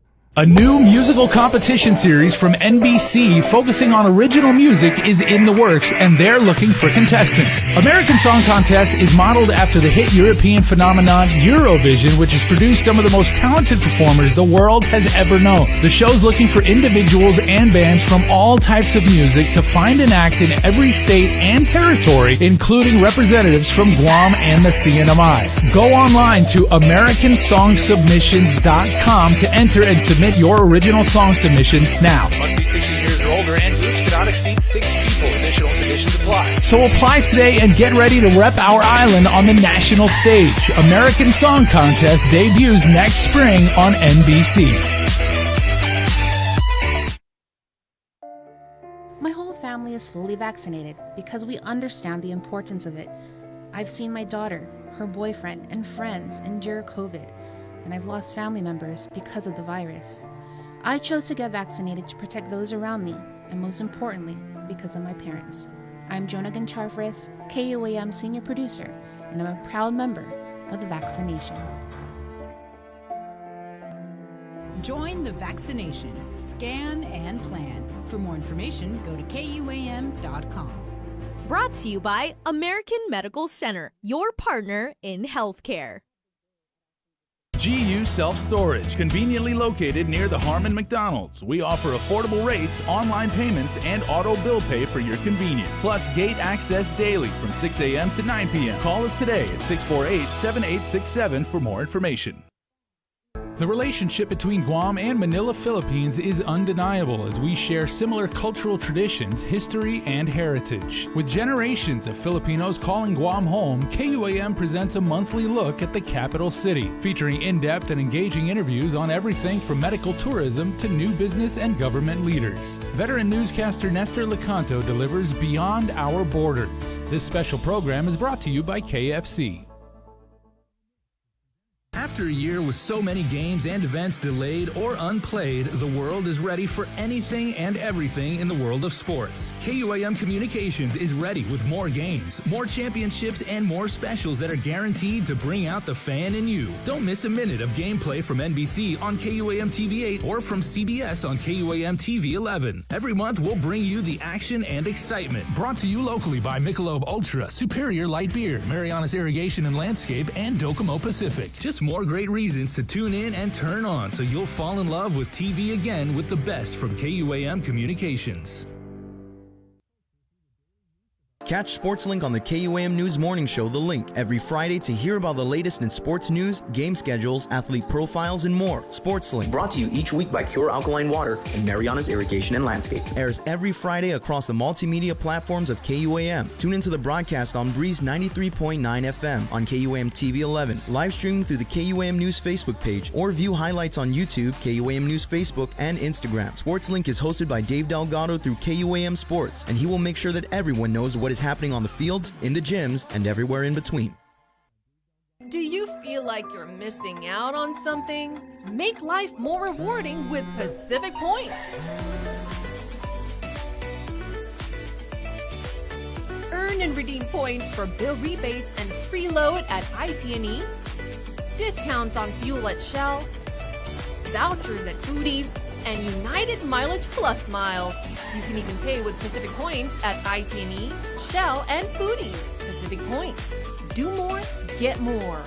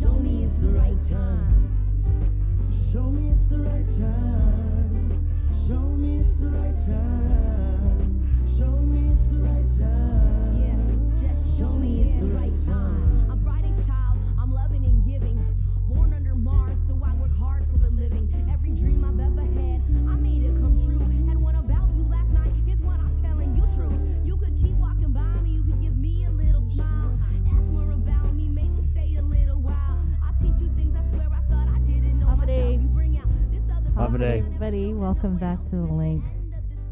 Thanks for the heads up there. Yeah, you got it. It's Monday. a beautiful Monday. So let's head into the Zoom room. We're going to check in, as we do every week, every Monday, with the Mayor's Council of Guam President, PD Mayor Jesse Ali. Good morning. Off a day. Good morning. Good morning, Mayor. We'll just go ahead and get started because I know that there's a memorial this morning. So after this interview, you're heading up to Mungi Town, no? To Manila. So that's a new memorial that we've had, and we're just happy that the mayor's office and the Menengan Foundation have worked on, just a memorial site for that village, and so it's definitely a part of our schedule this year. I think it's only been maybe 2 years or 3 years since we've included Manila in these ceremonies. So definitely looking forward to that 9:00 ceremony. What's the vibe been, if you will, Mayor? These memorials, as we've now had a couple of them already for Liberation Season. I think it's the for me, I think these memorials are the most important part of our commemoration of liberation, and I don't want to say the same to sound mediocre or to not to not give it enough credence. I think the same in that it's the feeling that we want to get. It's the feeling that these ceremonies exude as far as forgiveness and hope. And I'm just grateful that we're able to celebrate or commemorate them a little more this year than we did last year, and looking forward to continuing to do these for generations to come. So we're definitely pleased that we're able to have a little gathering at each of these memorials this year. Mayor, I was able to host the American Cancer Society's Relay for Life Survivor Drive and Wave, right? And so it's another one of these, they didn't do anything... They did virtual last year, but it's kind of one of those signs, right, that we're inching towards normalcy. We're doing that, and then we're also doing these memorials. But with these memorials, the public isn't invited to attend. Do you think that there could be a way to maybe accommodate some people who want to come out and see these types of things?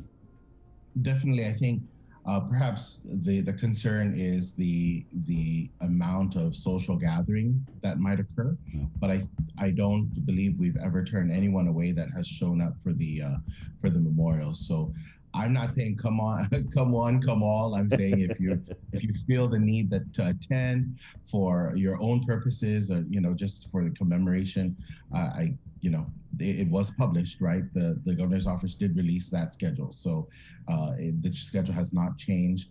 Definitely, there's a series of masses that are celebrated in the Catholic churches, so of course, everyone is welcome there as well. But yeah, no, I don't. The last several that I've attended all of them. We've not turned away anyone, and there's still ample room to be socially distant, right? Right. So it's been working out okay so far. So there's the one today, and then July 15th. Yeah. So then after today, it's on Thursday. It's in Alahan. So in Alahan will be the first time that we're actually commemorating that. The Menengan Foundation, Memorial Foundation, is instrumental in identifying the areas and the locations in which there were significant activity during the war, and so there's 2 locations within Inalahan that were identified by the foundation, but it's going to be commemorated at the boat ramp on Route 4, and there are 2 Chamorro names, and I don't want to mess it up, so I don't want to say what it is because I've never heard of it before. Yeah, and then on Friday is the Assen Memorial. Mayor, I'm sorry, what was there's is it Umatfid and then Possesses? Possesses, there you go. Correct. Umafid and Possesses. Okay, That's correct. Okay. Got on. Yeah. Now, yeah. Do you know? But I don't know. I don't know the locations, and I don't know what they mean. I see. Do you know the history of what occurred here? I don't actually. And so when Mayor Doris Lujan was the mayor, she had started that conversation with the foundation. I know that was, it was at the beginning stages, and then so when Mayor Chargaloff took over this term, he was interested as well, and so this is just the first year that they're commemorating it in Lahan, and I'm sure there'll be more, more specifics as we move along to solidify the memorial itself. But I'm sure on Thursday there'll be, there'll be some explanation of the sites, of the two sites. It's pretty And interesting. then, of course, on Friday is the Assen Beach Memorial that the Assen Mayor's Office hosts, and that's the park there at Assen, beside the national park, and that location was changed since the former mayor was around, Mayor Blas, and Mayor Solis just continued that tradition there. It's pretty And then, interesting. of course, next week it's Liberation Day, so Right on. you know we have the fireworks and the drone show. Have you guys seen a drone show before? I've never I seen keep it. on asking around about a drone show because I've never seen one, and everyone says I have. Oh, there was one on Facebook that went viral, right? Was that last year? That was crazy. Like I had no idea what people were talking about. I said, wait, is it drones that are gonna go up and they've got like GoPros on them and you're gonna be able to see from the So drone's it's perspective? But they're like, drones- no, they do like a choreographed, like Right. They syncopated- program it. They've yeah. got like lights and all that stuff. And they're pretty Right. amazing. So Yeah. That's supposed to be 8 p.m. at EPAL Beach, and when we were getting the information, I said, "Well, what are they gonna do? What's the drone show?" And they said it's a drone show. I'm like, "Well, what's a drone show?" And so everyone's trying to tell me that I've seen one, and I don't recall, but yeah. So they I put guess lights on it, Mayor, and then they all go up and they do like these synchronized things, and it makes like a picture. So it's almost like fireworks, but remote control. I see. Oh, Yeah, you change the color of the lights and you may make the Guam flag or something Right, like that. yeah. It's super cool. I was actually talking to a friend of mine about drones over the weekend, and apparently there's like a lot of places where you can't fly the drone because of security or the FAA. I didn't even know. I thought people could just fly it anywhere. So it's pretty interesting. Yeah, I know there's some regulation. I don't know what they are, but I know there are. I know that we've had some incidences where the police have actually had to stop people using them, but I don't know what the actual regulations are. I'm sure there's clearance for sure on EPAL Beach on July 21st at 8 p.m.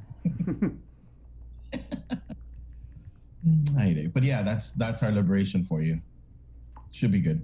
Should be. What else is going on with you guys, Mayor?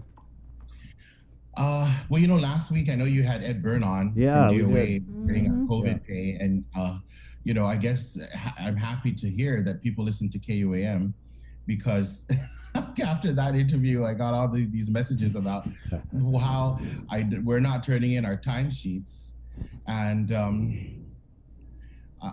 I don't know what the word is anymore, but our timesheets have been turned in every 2 weeks as we typically do, because our workers, we all work hard, so we all deserve a paycheck. Don't you agree? Right. Yeah. So in January, we received an email from DOA saying that they'll no longer process the COVID pay unless we use local funds, and so local funds means out of our budget that's already cut, and that's obviously something that can't be done. And why would we use local funds for COVID pay? Just as if there was a typhoon, why would you use local funds if there was federal disaster funds? And so it just kind of doesn't make sense. So of course, since January, our staff have not received their COVID pay, even though they continue to do COVID-related work up to this day.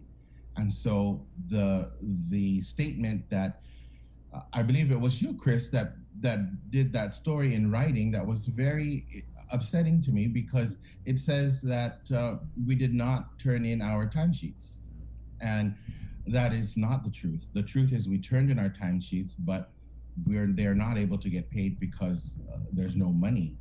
But according to Ed Byrne, there's money, but there are no timesheets, or the timesheets were not submitted in a timely manner. And so perhaps if they're not reading their email, then perhaps they're listening to your show, and hopefully through KOAM, our 200 mayor's office staff will be able to get paid their COVID pay. So thank you, Chris, for bringing that up. You got it. Yeah, the timesheets have all been submitted since January, and I don't see what their issue is. Not really on our agency part as far as submitting the timesheets. According to the email that we received, it's the money. But according to Ed on your show last week, he says the money's there.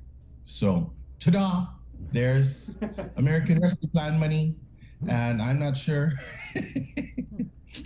So yeah, you started it, Chris. But And I know. I'm sorry. Oops, I did it again. To quote you Brittany, did it free again. But like Brittany. I said, hey, people listen to your show. I mean, social media is can be a good tool, but it's people know how to screenshot things and send it to you, and in a matter of minutes, I'm getting all these WhatsApp messages about where's our timesheets. I'm thinking, no, are you kidding me? Yeah. We submitted I'm pretty sure January. the staff of the mayors, when they hear something like that, then they go back to the mayors and be like, Hoffa, what happened? I thought you said it was DOA, and DOA is saying it's the mayors. But apparently, you know what I'm hearing, or what I feel, Mayor, is that when we get these people on, a lot of people are just trying to stretch until we unlock the ARP funding, which for whatever reason, I mean, how long have we had this money, Bree? Ooh, boy. It's been a while. I was trying to Google Guam ARP, but, everything comes up because we've been talking about this money. But we've had this money sitting in the bank for... Almost 2 months now. I want to say 2 months. I want to say it was like May, that in May we got it, right? When did I leave? Did I leave? Well, hopefully It's when I went on there's vacation gonna that it be actually just, happened, so that's about 2 months. Isn't that insane that we've had this money for that long and they haven't spent a single penny of it? And that they're saying the reason why a is... good fiscal plan to save the interest to provide for next fiscal year's budget. And that's what it feels, right? Is like, Why not? I went out this weekend and talking to people. A lot of people are just really, they really believe, and I don't know, because we've had bank people come on and we ask them, but they just really believe that, oh, she's just leaving it in the bank so it can gain all this interest, and the bank's going to make so much money off this $600 million sitting in there. So I don't know, like, the logistics or the mechanics of how or if it does accrue interest, but what I do know is people are just scratching their heads on why this governor has been so unwilling to give the people money. I mean, it's crazy. In Saipan, they're spending the money already. And then Ed Byrne, he got triggered when I asked him about that Friday. I said, hey, Mr. Byrne, so you're sitting here talking about guidance this and guidance that, when it's clear that the guidance that exists right now lays out some very, very detailed, allowances. That there's certain things that you can definitely, without a doubt, use this money for. But they're just not using any. I really don't get it. And especially with this RISE Act, Mayor. I mean, everywhere I go, they're just so bitter about it now. Well, just like the RISE Act, right? So the application process, that, I'm certainly going to have a discussion with the mayors this week, because that it's already a difficult situation, right? And they're going to have to turn in an application. The people that are eligible may not have I don't know. I mean, unless you guys know before us, but we don't know what the actual application process looks like yet. And if there's an online option, then of course that's a great idea.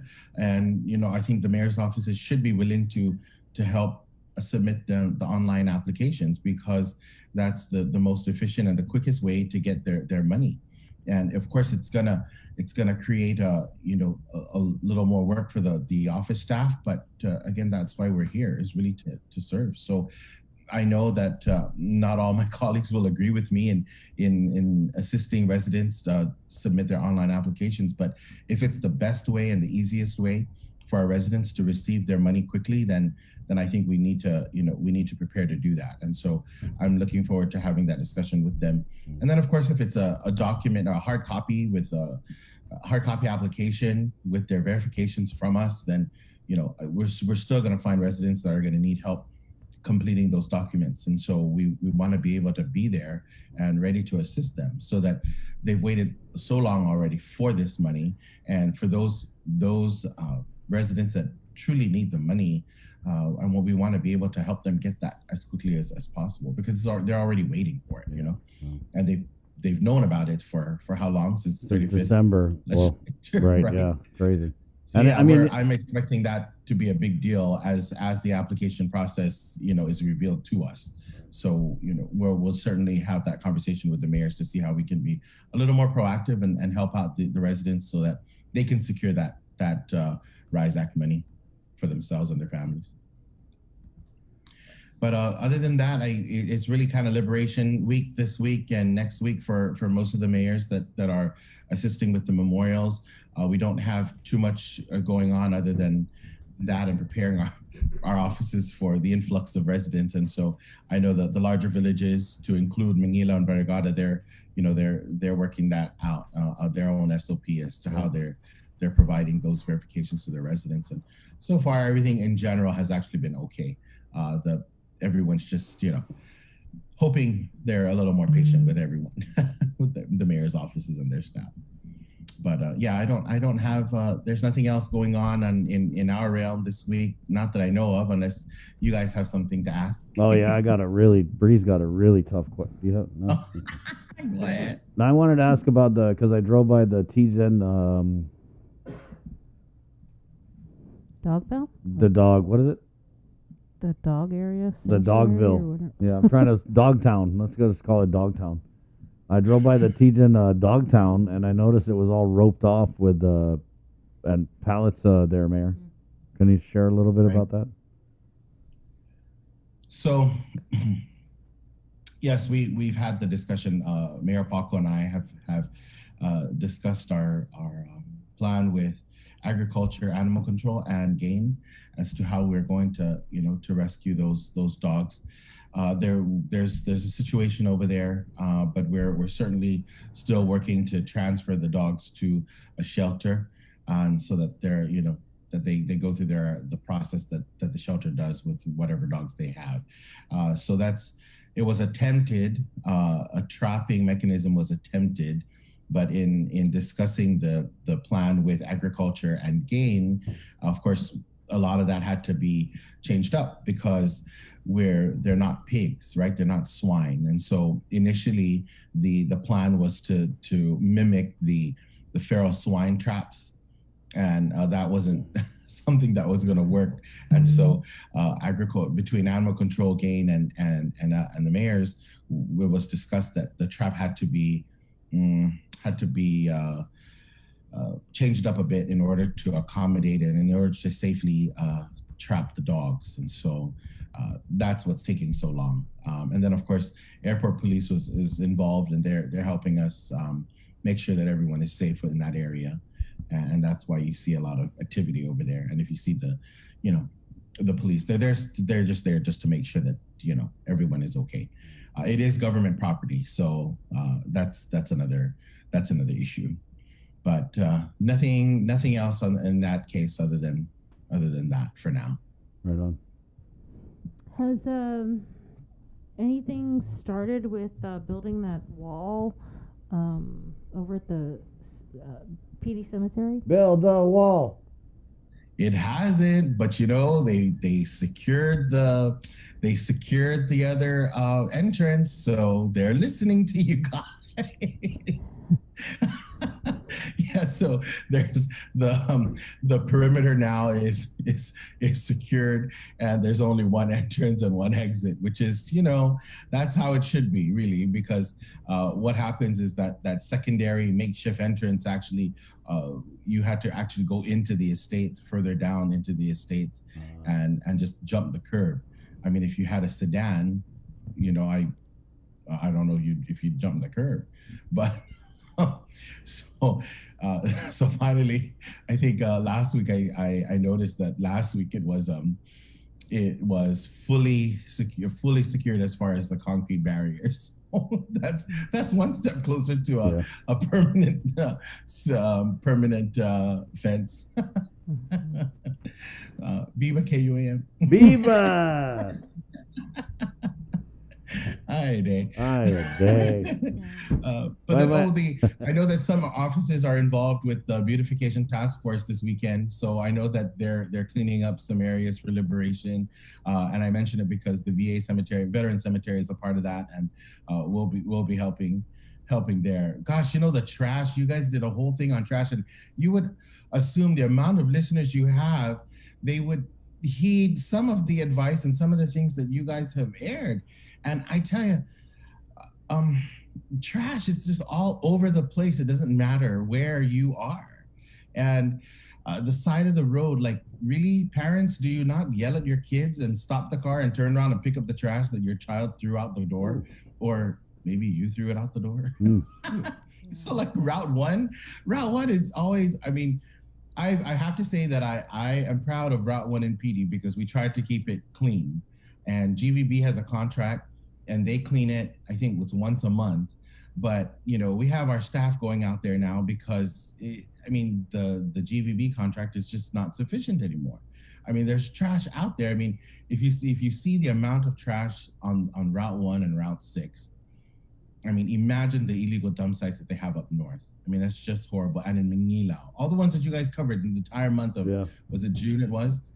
I mean, it's like really people, like I said, the amount of listeners you have really should hear, and maybe that's not the target audience. Maybe you need to change up your show because you need to get more ghetto. Who else needs to listen to this? Right, because my goodness, you guys did a great job the entire month.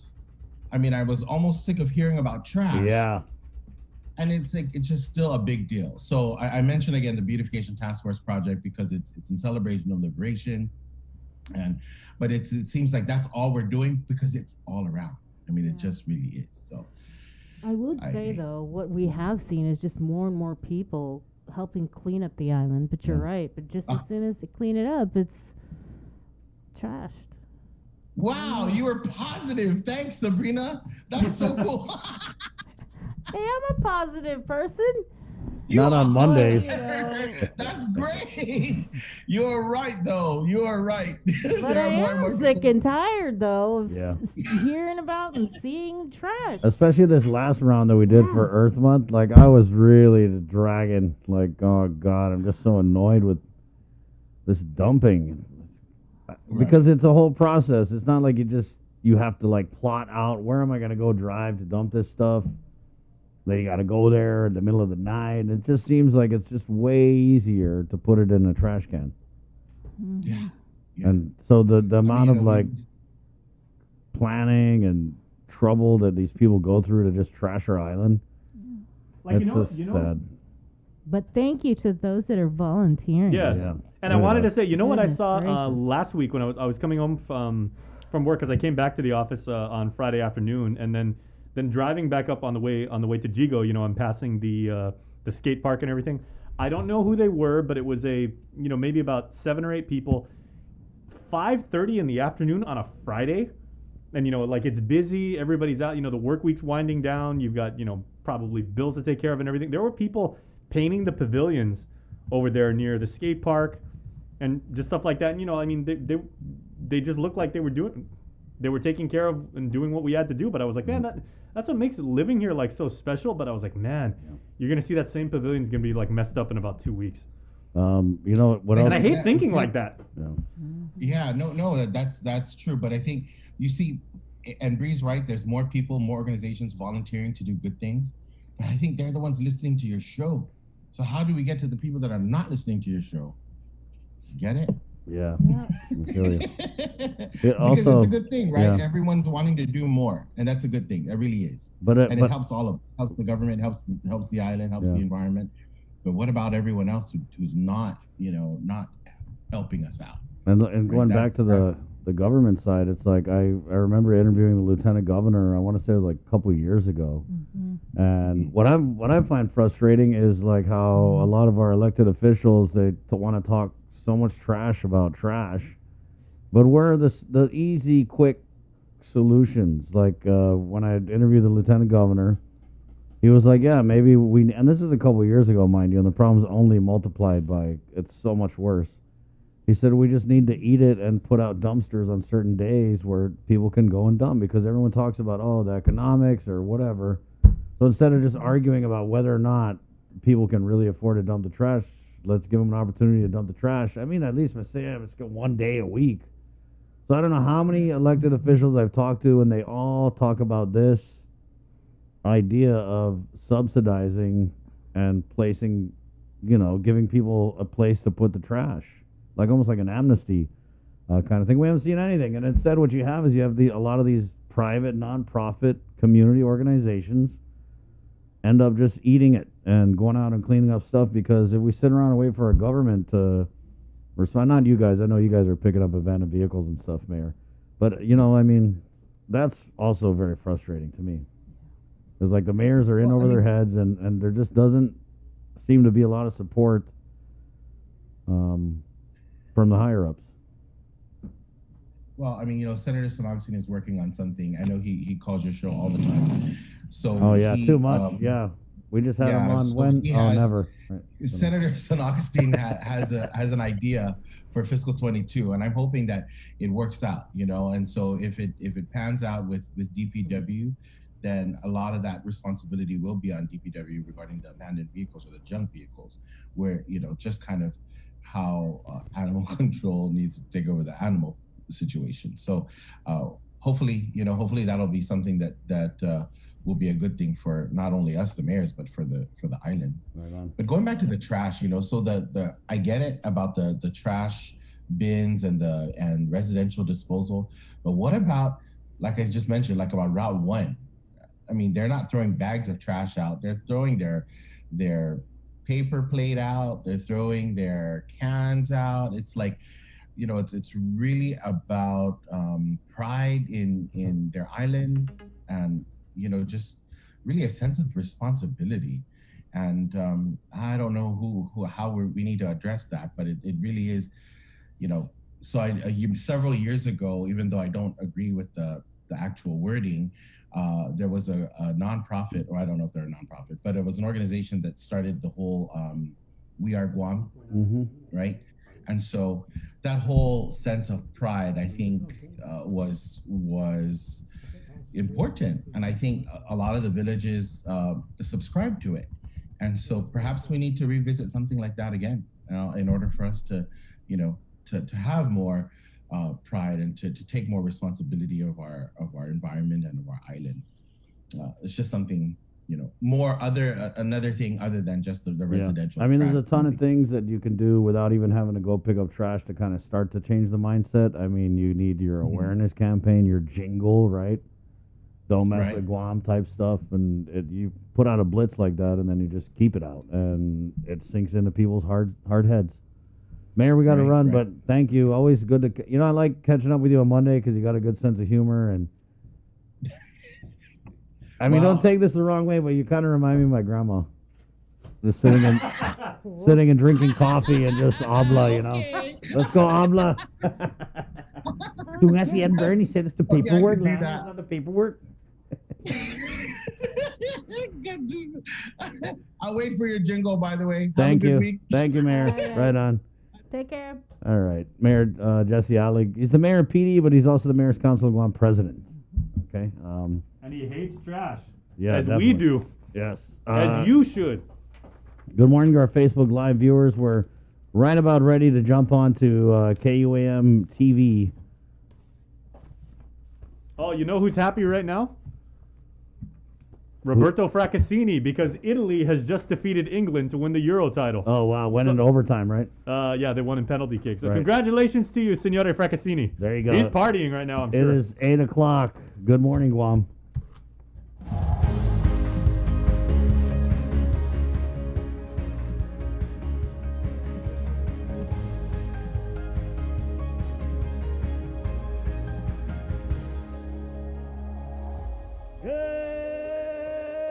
Good morning, Guam. Right on. Good morning, Sabrina. Good morning. Good morning, Jason. Good morning. Happy Monday, everybody. Hey, and good morning, KUAM TV. It's 8 o'clock. This is The Link, brought to you by Pacific Points, IT&E, Cabo Enterprises, and our friends at Jack in the Box on this Monday, July 12th episode. Miss a link, miss a lot. Senator Sabina Paris coming on. We'll catch up. I know she's got a bunch of stuff going on with her committees. Also, on this day of the second public hearing for Bill 112, we're going to hear from attorney Robert Keogh. I think that's how you say his last name. I think one of the only things more controversial than Bill 112 is how do you say his last name. But he was one of the attorneys who testified in the informational hearing, I think opposite Attorney Mitch Thompson, about this Bill 112.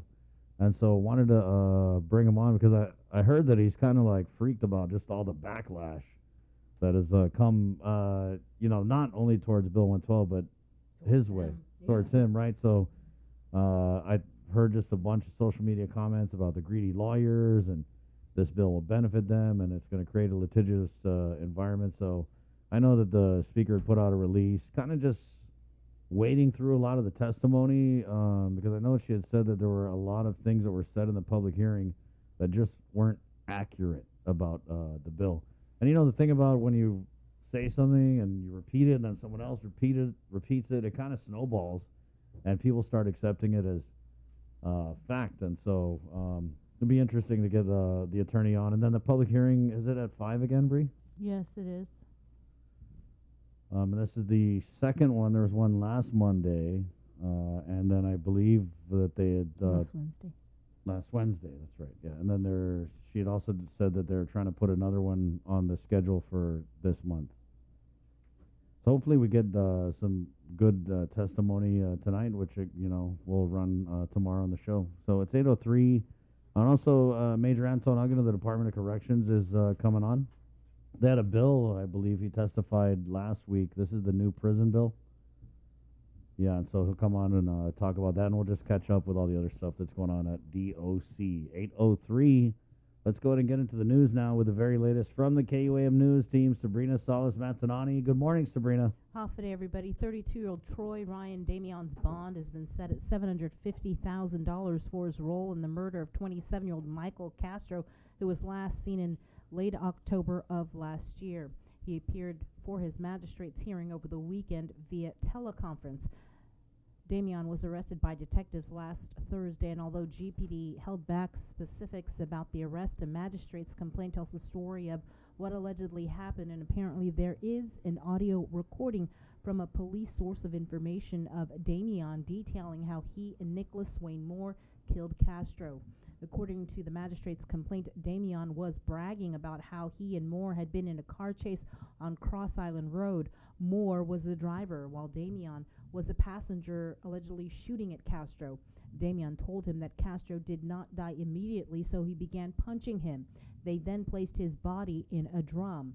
The entire conversation was recorded by the SOI, who then turned it over to investigators earlier this month.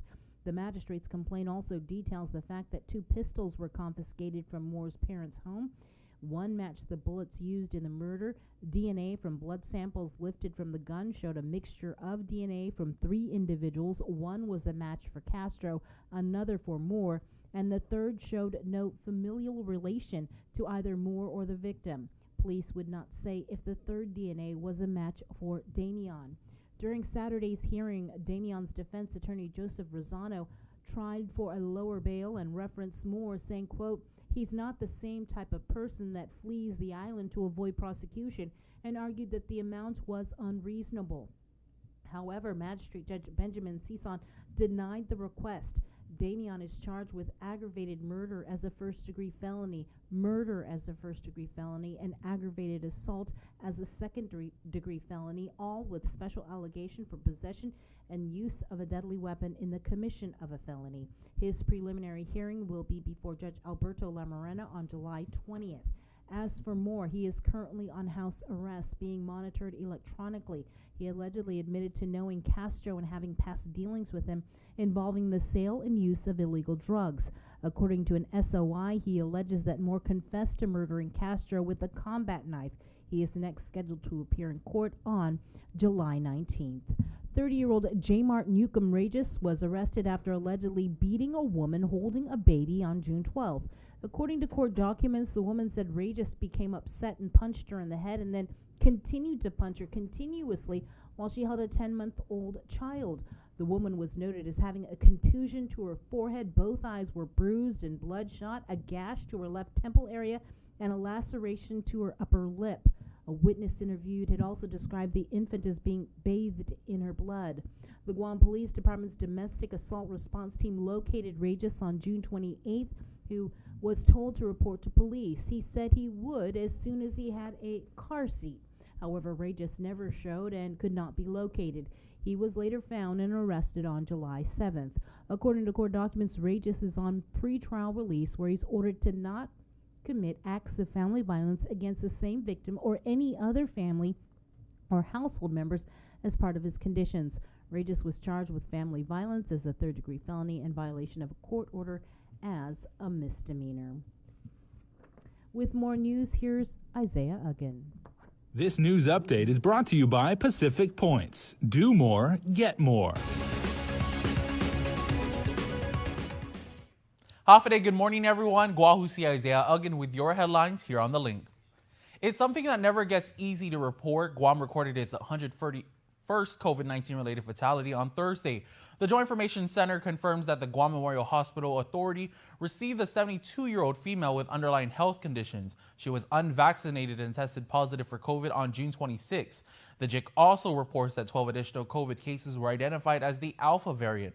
On Thursday, the Department of Public Health and Social Services received the results from virus samples between May 13 through 28, which was sent to the U.S. Centers for Disease Control and Prevention. To date, 38 cases were identified with the Alpha variant, 8 cases with Epsilon variant, 3 with the Beta variant, 1 with the Delta variant, and 1 Gamma variant.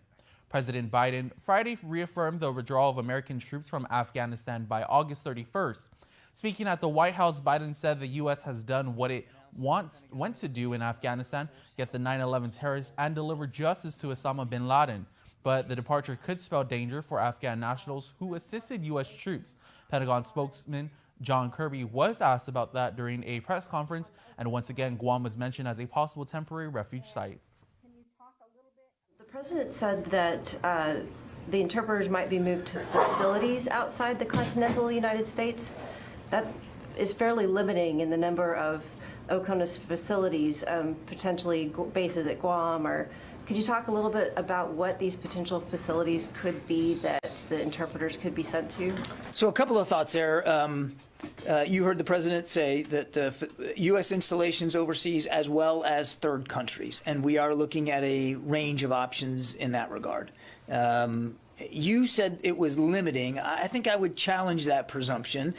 You also heard the president say that of the 2,500 or so that have worked their way through the SIV process to that point, that less than half of them have indicated a willingness to move at this point. So the numbers wouldn't necessarily connote to a level that was so high that we couldn't manage it with either a range, with a range of U.S. installations overseas, U.S. military installations, or third countries.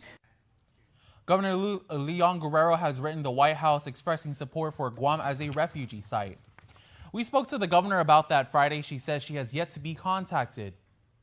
I'm hoping that once they decide, and I understand they haven't really decided, but once they decide that they would give us some lead time for implementation. But regardless, we are already working and preparing for the event that should that happen, that we would be prepared, yeah. It's not clear yet where the refugees would be housed if they are brought here. In other news, it was one of the more unique vaccination promotions. Dubbed Vaccinate at Gate 8, the event was sponsored by the Airport Authority and United Airlines. More than 100 people turned out to get their COVID-19 shots at the airport Friday. It was a chance for them to visit the terminal and experience boarding a plane again. They also had a chance to win a raffle prize of $100 hotel voucher. We caught up with the first lucky winner, 14-year-old Jaylee Usita Lee. I was very shocked because I never win at anything.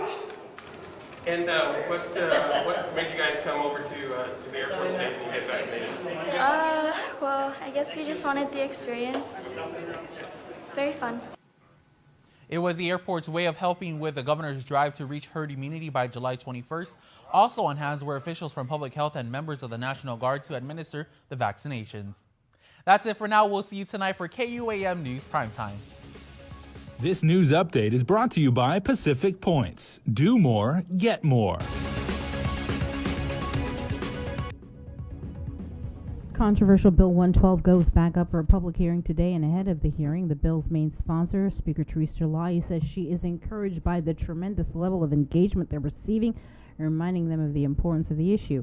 Based on testimony from healthcare professionals, she says we must clarify the legal complexities contained in the bill and the underlying principle that arbitration, as mandated by current law, is cost prohibitive, even for those who may have valid claims. Many of our healthcare professionals agree that this injustice must be resolved by lowering the cost for arbitration, and she says that is exactly what Bill 112 does. According to the Speaker, the bill removes the mandate to arbitrate under very specific terms dictated by law, allowing medical professionals to negotiate with the claimants on how many or what type of arbitrators will sit on the panel based on the Guam Arbitration Act. The bill also allows for mediation, which is not allowed under current law. If the parties do not agree to mediation or arbitration, the claim will be screened by a magistrate judge without the need for arbitration filing fees or arbitrator costs. Expert medical witnesses will be hired by each party and their testimony presented to arbitrators, mediators, or magistrate, just as is done in the current arbitration process. The Speaker does clarify that the bill does not remove the screening process meant to mitigate frivolous lawsuits. It enhances the process. The bill does not allow for claims to go directly to court. The bill also does not contemplate what is considered malpractice under Guam's legal definition of standard of care, nor make determinations on how doctors should practice medicine. This is already in Guam's law. In addition, the Speaker says claims filed are kept confidential through the screening process. Magistrate findings are not intended to be deemed civil judgments reportable to the National Practitioner Databank and are described in the bill as shall not be conclusive and can be refuted in trial. The public hearing is scheduled for 5 o'clock today. From the nation's capital, Congressman Michael San Nicolas announces that the Energy and Commerce Committee will be moving forward this week with the bipartisan solution to territory Medicaid, resolving the impending expiration of expanded Medicaid coverage to Guam upon passage and enactment. The congressman saying, quote, "We are thankful for the engagement and support of the Energy and Commerce Committee for ongoing Medicaid concerns, which we anticipate will be met over the coming 8 years with an annual 83% federal match and $130 million annual federal funding pool." Governor Lilian Guerrero also reacts, saying, "From day one, our federal mission has been clear, focused, and aggressive. From the West Wing of the White House to the halls of Congress, Guam worked with its sister territories to avoid the looming Medicaid cliff and protect health care for the most vulnerable among us." For nearly 3 years, governors from every U.S. territory impacted by the federal inequities of Medicaid wrote joint letters, submitted testimony to Congress, lobbied the White House, and spoke as one. This is the result of that shared work. While we are happy with the progress being made, the solution isn't permanent and we can't rest on past success. That is why she will continue the strong push for our federal agenda in Washington, D.C. later this month. Defender Pacific 21, or Forger 21, is underway on Guam through August. The military training exercise is being led by America's 1st Corps out of Joint Base Lewis McChord, based out of Washington State. The exercise allows the military to dynamically employ forces to the Pacific to practice their response to a full range of security concerns in support of regional alliances and international agreements across all domains. That's land, air, sea, space, and cyber. Approximately 4,000 U.S. personnel are directly participating in exercise Forger 21. With your news in tomorrow, here is Ken Conception. Buenos updates to get some to be kunut sa morgin ni KUAM News. Presenta ni Familian Mizo gi First Hawaiian Bank. Isonya ban si Troy Damian sa 750 pesos para ibidaan na gifanay kay Michael Castro 27 anos na edad gi Oktubre na mes gimapasasakan. Idokumento ni Kotti guay Isonya recording si Damian. Nitamano si Nicholas Moore 23 anos na edad zangwiza mapuno si Castro. Ibuganda si Damian si Joseph Rosano sa anak Makeri Bahay Bell. Dasangan na si Damian sa titay Gwina Klasin Tautaw ni para falago gi Isla puno ma-prosecute. Zaubeo niya si Damian sa tirisonabli. Loy magistrates na West si Benjamin Sison arinunsya na requesta gin na Rosano. Matsaki si Damian yung aggravated murder no permit grado na felony, murder no permit grado na felony, then aggravated assault ni segundo grado na felony. Todo este siya manan atito na di espesyal na alegasyon sa purigayat mas na sadbi ane committee felony. Ito na preliminary na hearing sa Imenan West Alberto Lamarena gidebenti gi Hulyo gilas 4 gipupuengi. Mas gin ni KUAM News gipangin sabalo gilas 7:55 maresibe inagang 911 por 7 na hackers ni mamalingo gi sa debate sa ni Mount Lamlam na lugar. Unit siya gin ni Guam Fire Department sa man matugatuguhin na lugar entre minutos na tempo. 9 na hackers pa todo man masoda gilas 11 gipaingi. Logi des pasau la una gi egan domingo, maang talo 911 ni uno gi hikers da sanga naman lati siya, da melefa ni uno na hiker gi mismo lugar. Man matatati unit Guam Fire Department za matutuhon maaligo hiker, nulahi ni 38 anyos na edad. Masod dapat fin antes di las 11 gi egan domingo. Masaya sa siron na itato makoni para Naval Hospital, gazil Lakota na helicopter ni Izuli Guam National Guard. Masasuntugin ni Kotti, maresta si Francis James Blas, 48 anyos na edad, za matsaki por impetun familia no misdemeanor za ni manespanta no pedi misdemeanor. Según ni dokumento ni Kotti, giegan dia 8 gi Hulyo, marespondi polisia po complain gi zapiti. Ibiktima sa sangani polisia na si Blas sa mandagdag ipetanya, za gi amenasaw na manera, sinangani gi na pro pinaki za 2 talo na tauto ni pekinan 9mm.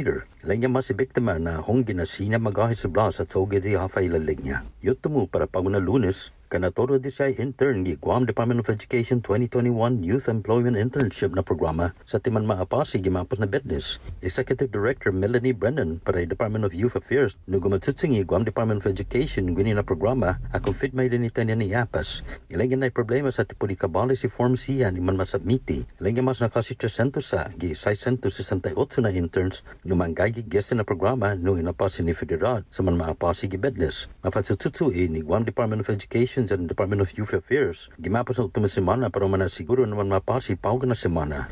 Según si Brennan, ilang na dito man maresibig gimapos na business, sinihaman maapasi lusot mo sa gupa, Martis. Para Guam News Network, Guausikin Conception. Yasunto ifinut sa muro sa presenta sa ninafatto ni Familiang Mizo gi First Hawaiian Bank. June makes the best malasadas in Hawaii, a fact not lost on Daryl, whose brother Byron is cooking the onaga he caught at a secret fishing spot with his girlfriend Malia, who used to work for the Shave Ice Guy, whose second cousin Vince drives the school bus ridden by Calais, whose auntie makes the best malasadas in Hawaii. Everything here is connected, and with the new First Hawaiian Bank mobile app, you can stay just as connected to your finances, and it all starts with yes. All right, everybody, what would Monday be without a very welcome visit from our friends at the National Weather Service, specifically the man with the plan, and certainly the man with the information, and the man who I am insanely jealous of because he's got like a couple $1 million worth of next-generation computer equipment around him at any given moment of the day. Landon Islet, good morning, my friend. How you doing over there in Tejan? Good morning. It's a classic Monday, and if it wasn't for a situation I was involved in about 15 minutes ago, I would not have this fancy equipment near me. I had my keys locked inside my office. They did some weekend cleaning with the carpets. And they locked my office door, and I never keep it locked, so I was locked out. So I was situation being you locked yourself out of the office. Very nice. Pretty much. So I just got into the office about 10 minutes ago, but you notice when we go to the slides very shortly, it's going to say Tuesday, July 6th. That is the wrong date. I did not get to changing that. So no worries. So hang tight. But let me turn this camera around right quick. Mondays have always been my Sundays. Well, on Kwajalein, Mondays were the Sundays over there because we're linked up with the daytime CONUS scheduling, and that was just a part of life on Kwajalein, the Marshall Islands. A distant memory for me now. But beautiful morning out there. You see these clouds coming in. That's moving in right across the island. That's going to be the start of some off and on showers through much of the day. We have our kind of a wetter pattern setting up for the islands in the coming days with more showers later this week. And this is just the beginning. So today's going to be a mix of more sun and fewer clouds, but eventually it's going to become more clouds and less sun by the end of the week. And that's part of a larger pattern across the region. It's going to be developing, bringing more moisture to the region. We have a little bit of upper level features helping this transition later this week. And it's going to be kind of another surge of the wet season that's pending in our region. So I'm going to switch over to a different satellite picture. There we go. This is the water vapor. Again, the yellow showing that drier atmospheric moisture. You can see those upper level winds pushing things down to the south. And that's part of a larger circulation sitting just off to our northeast. That's our large upper level low over here, just northwest of Wake Island. And this trough, the upper level trough, comes right across here over to another upper level low to our northwest. And that's where the axis of heavy showers and thunderstorms is currently located to our northwest. And then in this divergence area aloft, across Chuuk State. So we're kind of in a fair area right now, but eventually this moisture is going to be pushing up over our area, giving us a better chance for showers and thunderstorms, particularly mid to later this week. Any suspect areas for tropical development? Right now, no. That is the good news for us in the region, and that's always the top question people ask, especially when we get more showers and thunderstorms. Is there a storm coming? And my phone goes crazy whenever we have heavy rain and thunderstorms in the region. Right now, we have no suspect areas for development. Go ahead and cue up the slides, Jason. Yeah, I know. We'll Our WhatsApp groups get a ton of stuff too. It's like, people are like, oh man, it rained like, twice in the last like 3 days and everything. Are we getting a typhoon? It's like, no, people, you live on a tropical island, it's going to rain. Yes, that's a way of life over here for us. And really the eyebrows start raising once the rain keeps on and doesn't really slow down. And that's when the questions start flying. Is there a storm out there? Especially you start getting the wind blowing. So out there today, risk of rip currents is moderate along east-facing reefs. Guam fire danger is moderate also. It's been pretty dry lately. But again, the expected rainfall later this week is going to bash this fire danger down just a little bit lower. And hopefully we'll see it come to an end in the next month or so. Go to our webpage, weather.gov/GUM.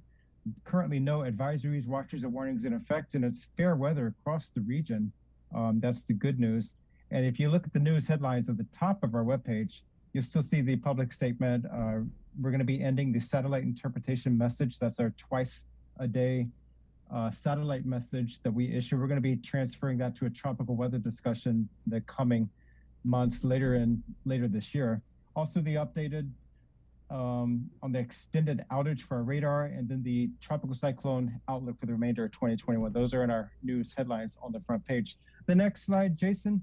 Current conditions are balmy out there. A nice warm 82 degrees, and that is climbing. Our rainfall, we did have a wetting rain here at the airport. That's 0.20 inches and greater. We had 0.34 here at the office. We're still below average for the month and also below average for the year. But again, projected rainfall later this week should help boost those numbers up and minimize the fire danger. The next slide, JTWC, no suspect areas in the region. That is the good news. We're going to see probably some circulations develop in the Philippine Sea maybe next week. That's going to be part of a larger pattern that's going to be shifted more to our west. So as far as that's concerned, no threat for us, but we're going to see some showers and thunderstorms probably on the eastern periphery of that circulation. It looks like it could be a monsoonal type trough setting up in the Philippine Sea. We'll see how that develops, and that's usually boosts the moisture across the region. The next slide, the winds from the polar orbiting satellite, not bad out there across the whole region. Winds have greatly diminished to between 10 and 15 knots across the entire area of responsibility of the Weather Forecast Office, Guam. There's a little burst of moderate to fresh trade winds just north of Chuuk. That's going to just be a small feature and just push right on by. Otherwise, the next slide, not bad out there. Combined seas around 3 to 5 feet, and that's going to be holding steady for the next couple days, gradually diminishing about 1 or 2 feet with a primary trade wind east swell at 3 to 4 feet. That's going to continue through the week. And for your week ahead, again, scattered showers, about 30% coverage the next couple days. That's going to be increasing around midweek to numerous showers with isolated thunderstorms. So we're going to be dealing with that later this week, but of course the rainfall was much needed for us. At this point, no advisories in effect. Seas and surf should be well below advisory criteria for like surf of 9 feet or higher. We're going to be well below that, especially as winds subside just a little bit around midweek. So not a bad week, but watch out for the showers and the isolated thunderstorms, because we do have that risk of lightning strikes, and you don't want to be in the threat. If you hear thunder, you have to take cover. So when thunder roars, get indoors. Yeah, good advice. I got a couple questions for you now, because like I always appreciate the fact that like you always tell us like on a day-to-day basis like when rain is expected, when lightning may occur, when wind should pick up and everything like that. But I want to kind of maybe dive a little bit deeper and go for like time of day, because I'm noticing like maybe over the past couple weeks it's been raining really, really hard in kind of like the witching hour times around like 2 a.m., 3 a.m., and maybe even sometimes into the real early morning. For people that are maybe planning out their day, even though they know like there may be rainstorms imminent and everything like that, is it expected that the rain may come like, when everybody's asleep, or, should we just say, like, if it happens mid-morning, if it happens mid-afternoon, you just got to deal with it? Yeah, this is going to be one of those situations you just have to deal with it. Like right now, we have the showers pushing over the island that's going to be fading away. Sometimes you get a diurnal cycle, so it's about a 12-hour on, 12-hour off. And sometimes you see a diurnal peak in showers early morning around daybreak, and then they start dying off after sunrise. And then you see another peak in activity late in the afternoon. And sometimes you have that diurnal circulation or cycle, but then it's also a matter of where these features are lying and where they come over. So sometimes the features, the surface trough, for example, will provide that instability, and that may not push through until late morning around midday, and then it can wreck your lunch hour and then clear off by end of your workday. Yeah, there's two, let's say, there's one person I always trust with everything weather-wise. That's you, of course. And then there's one digital person, that's my smart speaker. So I always ask Alexa, when I plan to go work out, right? Like, what's my weather expected to be around 4 p.m. Sunday, 10 a.m. Monday if I'm planning on cutting the grass or stuff like that and everything like that. But for the most part, like, fairly predictable and fairly accurate. Yeah, and that's the tricky part. I'm going to bring my visible imagery back up over here. That's the tricky part, is sometimes you have to judge it and time it, because these little things will push through, and like we have this weak little trough pushing through right now, bringing the showers, and then it'll subside just a little bit, but then we have another little wave pushing through. If it holds together, this could be here by end of day. So it's just a matter of timing, and if we had a functional radar, that would give us a much better nowcasting tool to see where things are and get a better timing estimate, especially when it's within 200 miles of the Doppler radar.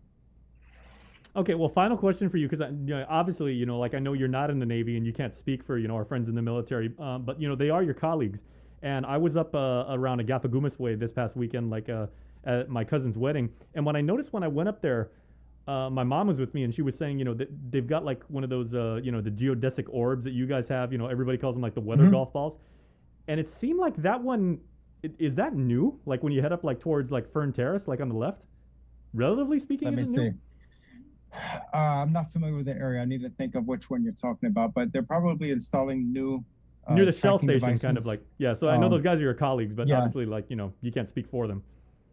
Yeah, now I know also at NCS there's a number of globes up there, but then there's also stuff near Leo Palace. That's part of JAXA from Japan, so they have some tracking systems over there as well for research.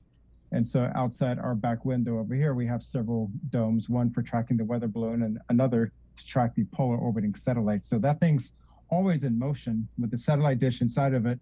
And so it has all the programmed satellites as they're going through the polar orbit around the atmosphere or the planet.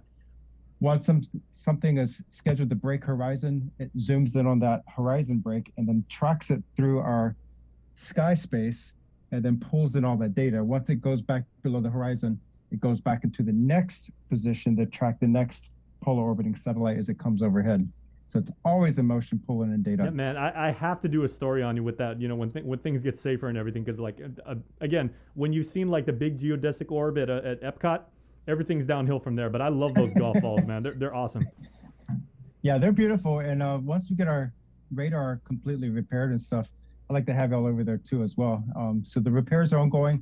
We have some heavy equipment in shipping right now that should be arriving in the next couple days. And then once we get a team over here, some of the initial major repairs will be underway. Very cool. So if you guys ever want to find out anything about what Landon's working on, or what they have projected for the future, or get in touch with them, like you said, join the Weather Ready Nation. It's weather.gov/GUM.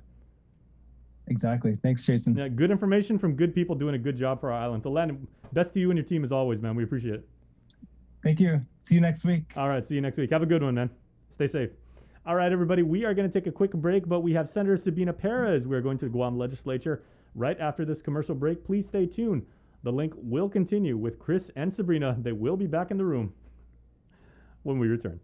Get through the work week with a special office party from Uno Go and participating restaurants. Every week, we're delivering lunch from a local dining partner to one lucky office for up to 15 people. For a chance to win, all you have to do is 1. Register as a user on the Uno Go app or website. Existing registered users may be entered as well. 2. Follow us on Instagram or Facebook. And 3. Send us a message with your name, contact email, and phone number, your office, and its location. We'll draw a winner every Friday on The Link on Breeze 93.9 FM, on KUAM TV 11, and streaming on Facebook Live, and coordinate the day of your choice for lunch to be delivered the following week. We'll also feature your office celebration on KUAM News every Friday. Put smiles on your co-workers' faces and enter today. Open to Guam residents only. Conditions apply. See the Uno Go Guam Facebook page for details. Thanks to our participating restaurants, Beach and Shrimp, Lone Star, Jamaican Grill, Ajisen, Sing's Cafe, Pika's, and the Sheraton Laguna Guam Resort. A new musical competition series from NBC focusing on original music is in the works, and they're looking for contestants. American Song Contest is modeled after the hit European phenomenon Eurovision, which has produced some of the most talented performers the world has ever known. The show's looking for individuals and bands from all types of music to find an act in every state and territory, including representatives from Guam and the CNMI. Go online to AmericanSongSubmissions.com to enter and submit your original song submissions now. Must be 16 years or older, and groups cannot exceed 6 people. Additional conditions apply. So apply today and get ready to rep our island on the national stage. American Song Contest debuts next spring on NBC. The Culture Club returns to KOAM Digital and KOAM News Weekend Edition, highlighting Guam's young artists, activists, and crafters as they work to protect, preserve, and promote our Chamorro culture. Watch this weekly feature on the digital platforms of KOAM News Weekend Edition, brought to you by Hanum. Uno Mixed. We're mixing it up on the last Thursday of every month with a look at lifestyle, entertainment, food, and so much more on the stations, networks, and digital platforms of KUAM Communications. Uno Mixed is presented to you by Docomo Pacific, Better Together, and Pepsi. KUAM News, in partnership with the Guam Visitors Bureau, brings you the Guam Safe and WTTC Safe Travel Certified Program Showcase. Look out for this powerful symbol for visitors, island residents, and industry workers alike, as it represents establishments with a consistent global commitment to safety practices. Stamped with approval by the Guam Visitors Bureau and the World Travel Tourism Council. Every Monday on KUAM News will feature a different local business who's taken the Safe Guam and Safe Travels pledge to maintain health and safety standards to get Guam back on track. Log on to visitguam.com to see how your business can receive the designation, what businesses in our community are Guam Safe certified, and have the WTTC Safe Travel certified. Do you feel like you're missing out on something? Make life more rewarding with Pacific Points. Earn and redeem points for bill rebates and free load at IT&E, discounts on fuel at Shell, vouchers at Foodies, and United Mileage Plus miles. You can even pay with Pacific Points at IT&E, Shell, and Foodies. Pacific Points. Do more, get more. June makes the best malasadas in Hawaii, a fact not lost on Daryl, whose brother Byron is cooking the onaga he caught at his secret fishing spot with his girlfriend Malia, who used to work for the Shave Ice Guy, whose second cousin Vince drives the school bus ridden by Calais, whose auntie makes the best malasadas in Hawaii. Everything here is connected, and with the new First Hawaiian Bank mobile app, you can stay just as connected to your finances, and it all starts with yes. KUAM's multi-platform morning show, The Link, just got a little more delicious with Feed Me Fridays. Chris, Sabrina, Jason, and the rest of the morning crew will take some time off each Friday to talk, taste, and tempt you with all the latest and greatest food and drinks on Guam. Old faves, new hits, and everything else we can put in our bellies. It's Feed Me Fridays on The Link, brought to you by King's Restaurants, Ruby Tuesday Guam, and Devondale. GU Self-Storage, conveniently located near the Harmon McDonald's. We offer affordable rates, online payments, and auto bill pay for your convenience. Plus gate access daily from 6 a.m. to 9 p.m. Call us today at 648-7867 for more information. The relationship between Guam and Manila, Philippines is undeniable as we share similar cultural traditions, history, and heritage. With generations of Filipinos calling Guam home, KUAM presents a monthly look at the capital city, featuring in-depth and engaging interviews on everything from medical tourism to new business and government leaders. Veteran newscaster Nestor Lecanto delivers Beyond Our Borders. This special program is brought to you by KFC.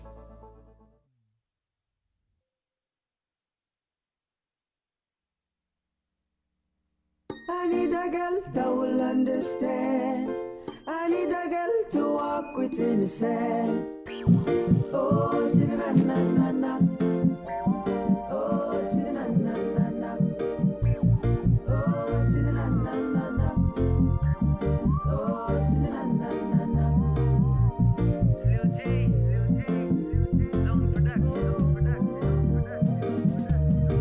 I need a girl that will understand.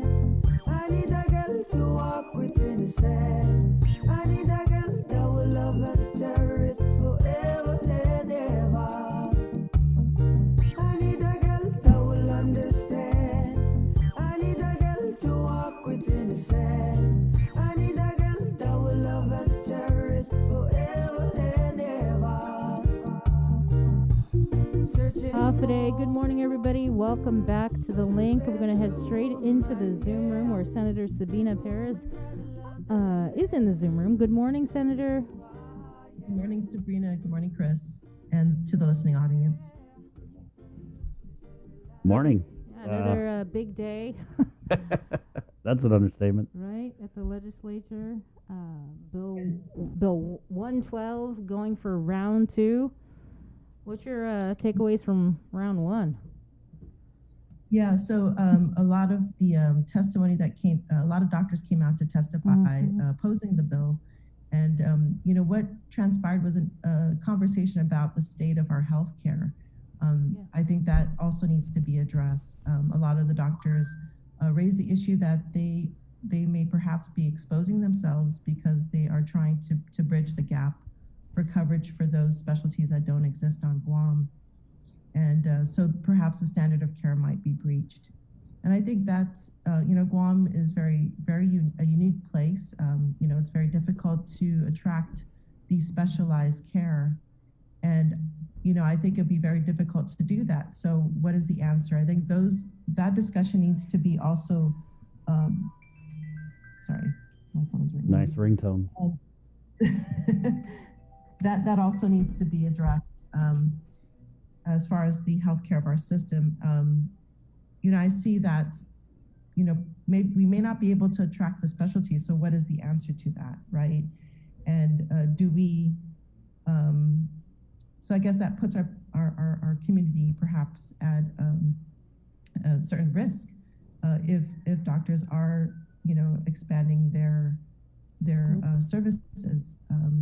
And, you know, I think that could be perhaps, there could be answers to that. I think like consultations are definitely necessary, and that needs to be developed further in regards to that. But I think also to the access to any malpractice that occurs, you know, patients should be able to access some sort of compensation. And so this idea of self-regulation, right, that there should be, the doctors definitely seem to say that self-regulation is what is needed. And we're seeing that the system that we have in place is not sufficient. So that needs to be also addressed. The question was, how does one determine whether a bad outcome is malpractice or other? And, you know, when we go to the doctor, we always hear, you know, go get a second opinion, right? And so at what point does one know that a difference in opinion is such versus an actual breach of standard of care? And I guess a lot of doctors responded that, you know, because they are exposing themselves, because they're going out beyond their scope of work, that they would have to limit the care that they give their patients currently, because a lot of them would have to go off island and they can't afford to do so. And so I think we really need to address that too as well. So there was the discussion brought out a lot of points of the state of our healthcare, as well as we still need to figure out how to make those that have been that have suffered malpractice, how to make it more accessible for them. It's what Senator, I guess, like the need, right? It's so hard to measure how many instances of, I guess, potential malpractice, because the arbitration process is so cost prohibitive that a lot of people, and we hear it, in interviews we've done, people believe they've been a victim of negligence or malpractice, and when they're told that, oh, you need, $20, $30, $40, $50,000, they're like, oh, never mind. So there's no way to measure how many potential, cases we could have, because, like I said, people are just getting locked out of the gate. So, when these doctors, and they talk about, and I get it, right, that they're acting outside their specialty. I brought this up last week, is like, what is there a risk? Like, how far outside are you practicing? Because it kind of seems like what they're saying is that because Guam is underserved and because we don't get these specialists, I might be trained in X, Y, and Z, but I'll do, a W because I'm just here to help. But when I do that W, man, I might not be the best Operation W you can get, but I need to be protected because I'm going outside of my scope. Yeah, so and I think you're right. It raised so many questions. Like, that just made me have more questions about, well, how far outside of your scope are you going? And I mean, when you're being worked on or seen by someone who is not really like trained for that, what does that mean for the patient? Right. And so what's the answer if the patient can't go off island, right? And I think that's where consultation has to come in, and perhaps we can develop something, as well as consent, right? So I believe one of those that testified, one of the doctors that testified, he mentioned, take a look at Georgia's law where it talks about consent. And Guam is very unique because we can't just drive to the next jurisdiction. We have to fly, and that costs a lot of money. And so we have to develop a system in place to address that situation. I agree. But in regards to not having access, that is, I guess, a failure of the system. Not having access to compensation that is for malpractice. That is a failure of the system. There's a lack of feedback, right? If the system doesn't allow for that type of self-regulation to occur, or regulation to occur, then we really, are leaving a lot of these patients who have suffered malpractice without any form of compensation. So that definitely could be addressed. I think there are ways to address everybody's concerns. I think also the Bill 1112, as the speaker, she put out a press release today trying to explain the bill. And I think there's been a lot of fear surrounding it. I think some of it has to do with, the lack of specialties. And the other thing is that, I think the bill could be developed further to address the fears of doctors, and to also create a system that's more functional. But yeah, again, the discussion of how to move forward, because I know, doctors, their reaction is they're going to limit their services based on their training. And so that's going to leave perhaps a lot of people in the community without the care that they need. There's also talk about, as far as care, I agree that preventive care is always the way we should move forward. I mean, that's another discussion. But oh man, Senator, let me tell you, I ran into this doctor. I went out for a drink Saturday, and I ran into this doctor, and we were talking, and this doctor is a surgeon who obviously was schooled off island and continues to work off island. But she was saying that Guam's population, and I'm going to maybe a little oversimplify her point, but just to be fair, to put it out there, she was saying that Guam's population is so sick. And it's true. I mean, we've got all these comorbidities. We saw it in COVID, right? How delicate everyone thought our population was, because we're ill people. We're very sick. We got hypertension, diabetes, all of it. And so she was basically saying that we're not really in a position to tell these specialists to come to Guam because it's just too much. And so she felt that this bill would chase away and make it worse because, right, we're telling these doctors, come here, everybody's sick, we need you. And they're like, ah. And then this Bill 112, to a lot of the doctors, they just feel like it just throws a big red flag up for Guam. Yeah, like I said, I think the system is broke. There needs to be some. It needs to be functional, but I think we can do it in a way. Perhaps maybe we should talk about how to develop those our healthcare where specialties don't exist, right? I think that's the gray area. I think also to preventive care, right? The responsibility of the patient to be able to take care of themselves, I think is so important. And it's very difficult, especially in underserved communities that are of low socioeconomic status. They tend to have more stressors, and that also ultimately affects their health. So yeah, the holistic way is the way to go, I think, in this way, as far as our healthcare goes. Eat your vegetables, people. Exactly. And before we even get to those states of diabetes, there has to be being able to stave off those conditions by eating healthy, having healthy lifestyles. It's easier said than done, obviously, but that's something that really needs to be inculcated at a young age, and we need to start yesterday. We should have started yesterday, but that's something that I think we really need to move forward with. There's just so many needs in our community. Right. I think the doctors definitely showed that like everybody else, they're stretched and overburdened.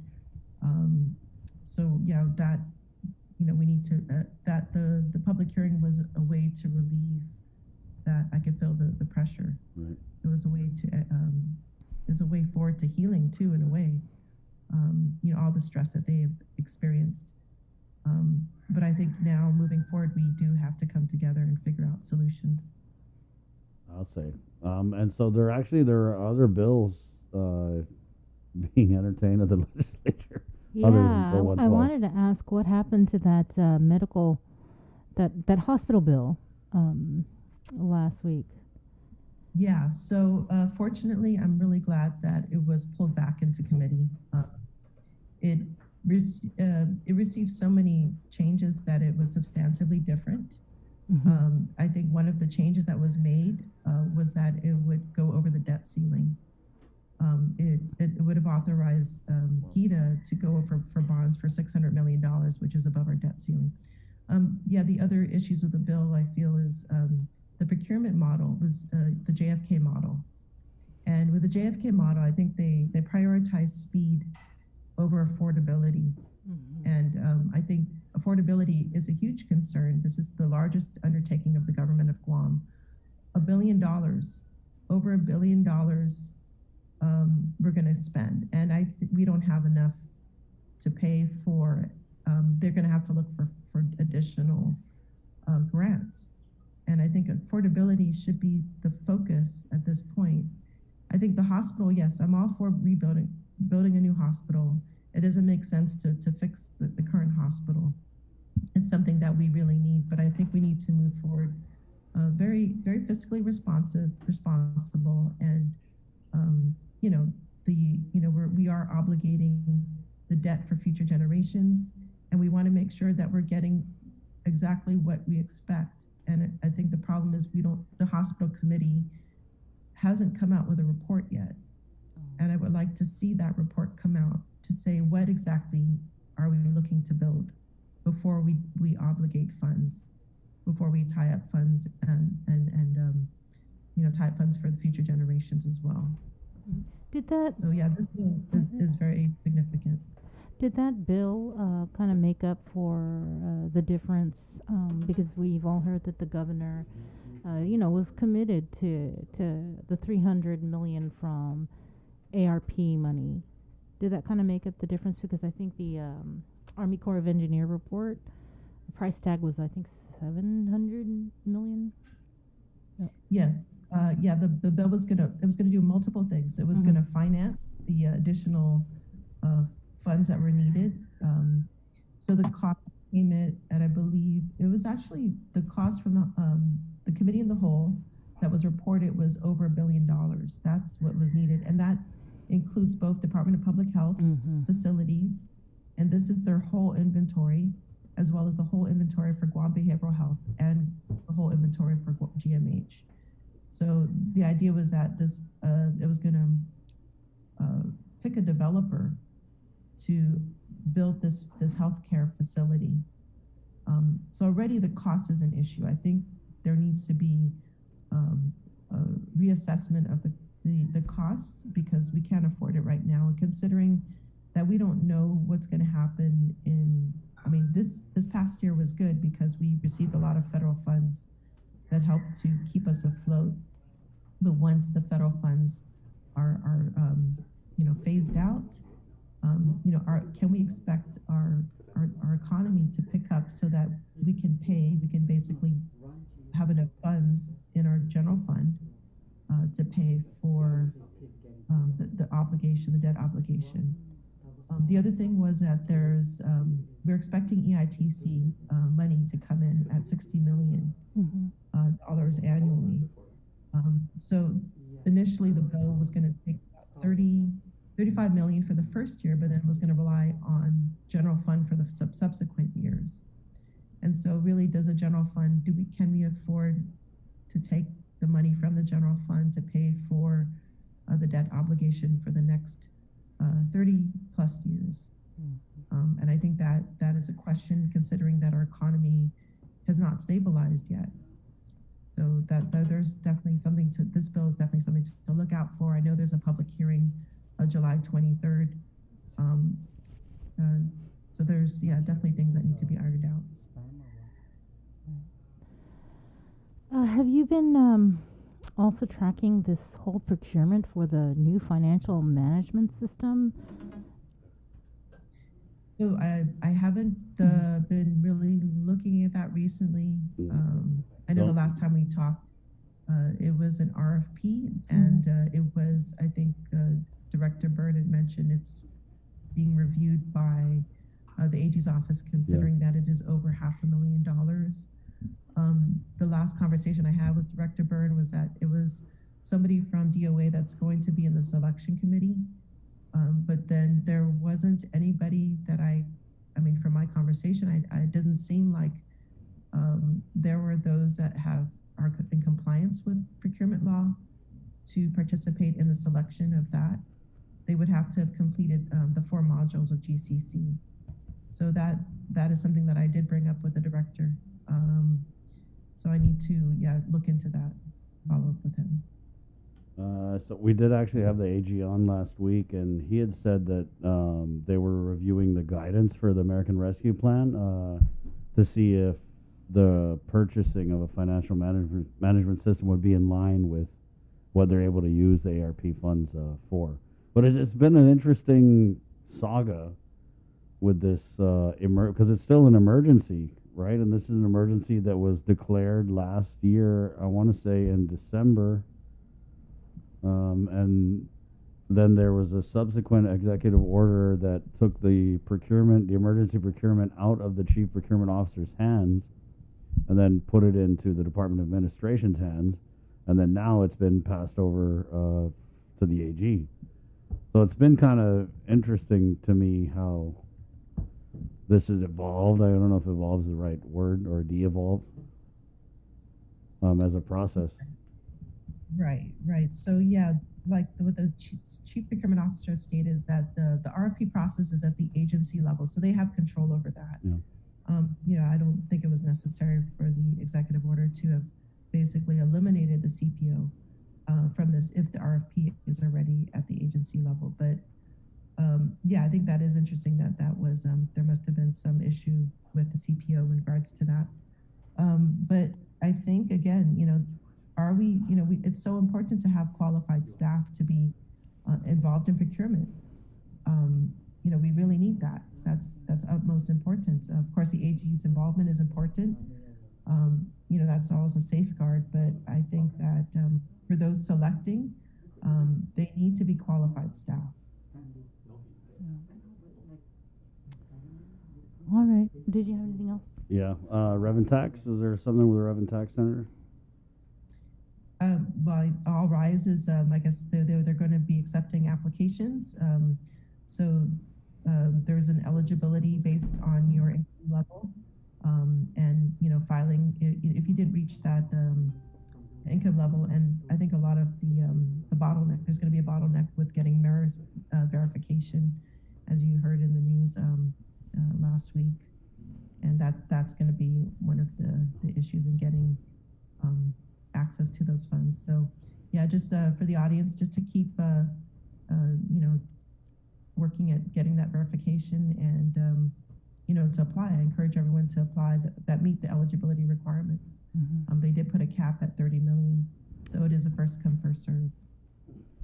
Do you are any of your colleagues looking at amending the law from 30 million to whatever else is needed, because that 30 million was just set on Private sector.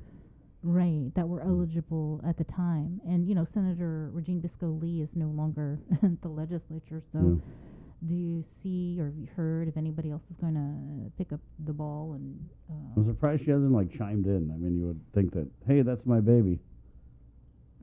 Anyway. Yeah, I haven't heard anything yet.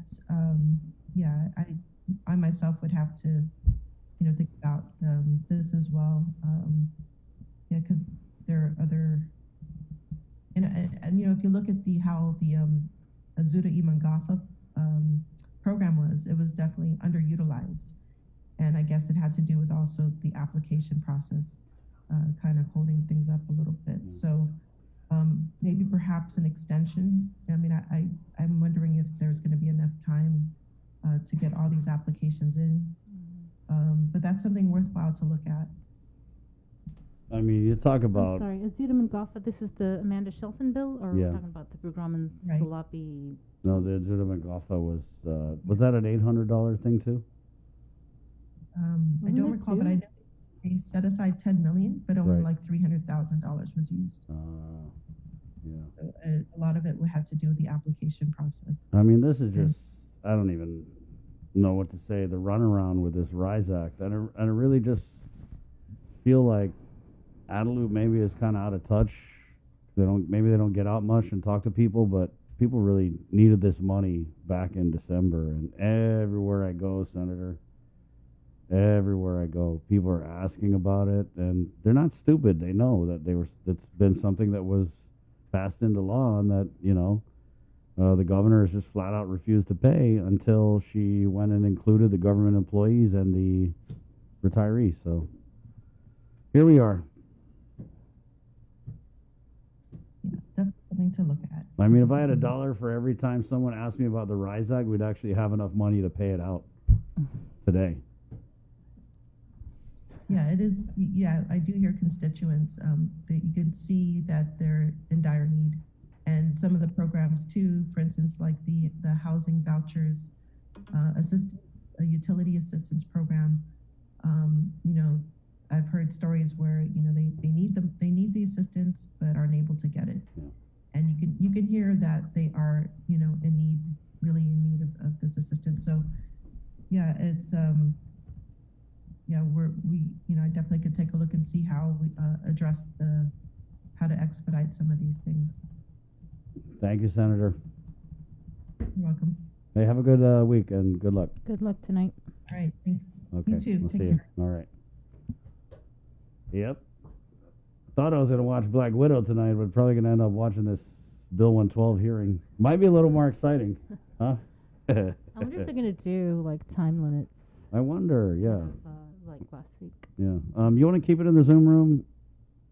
Yeah, let's keep it in the Zoom room. We're going to go where we have Attorney Robert Keogh, who was part of a panel, an informational hearing on this very Bill 112 that we've been discussing. And I think it was kind of, it was a point-counterpoint kind of thing with Attorney Mitch Thompson. And so we wanted to bring on Attorney Keogh on this, the day of the second public hearing on Bill 112. And I guess we'll just get right into it, Robert. If you could, I know that I had heard that you were a little taken aback by the backlash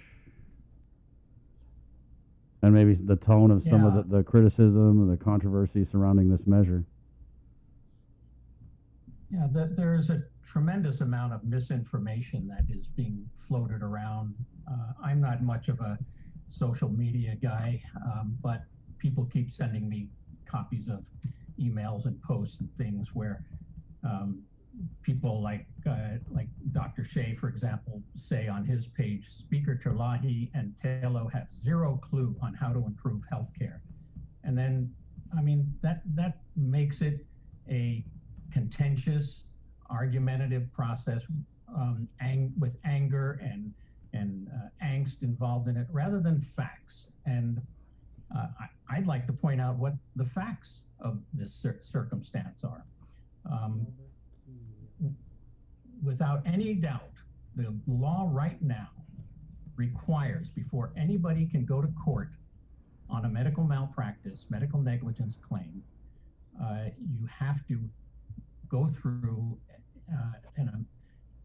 a preliminary mandatory arbitration process with either the American Arbitration Association or some other association. Of course, there's none on Guam that do it, so it's all off island.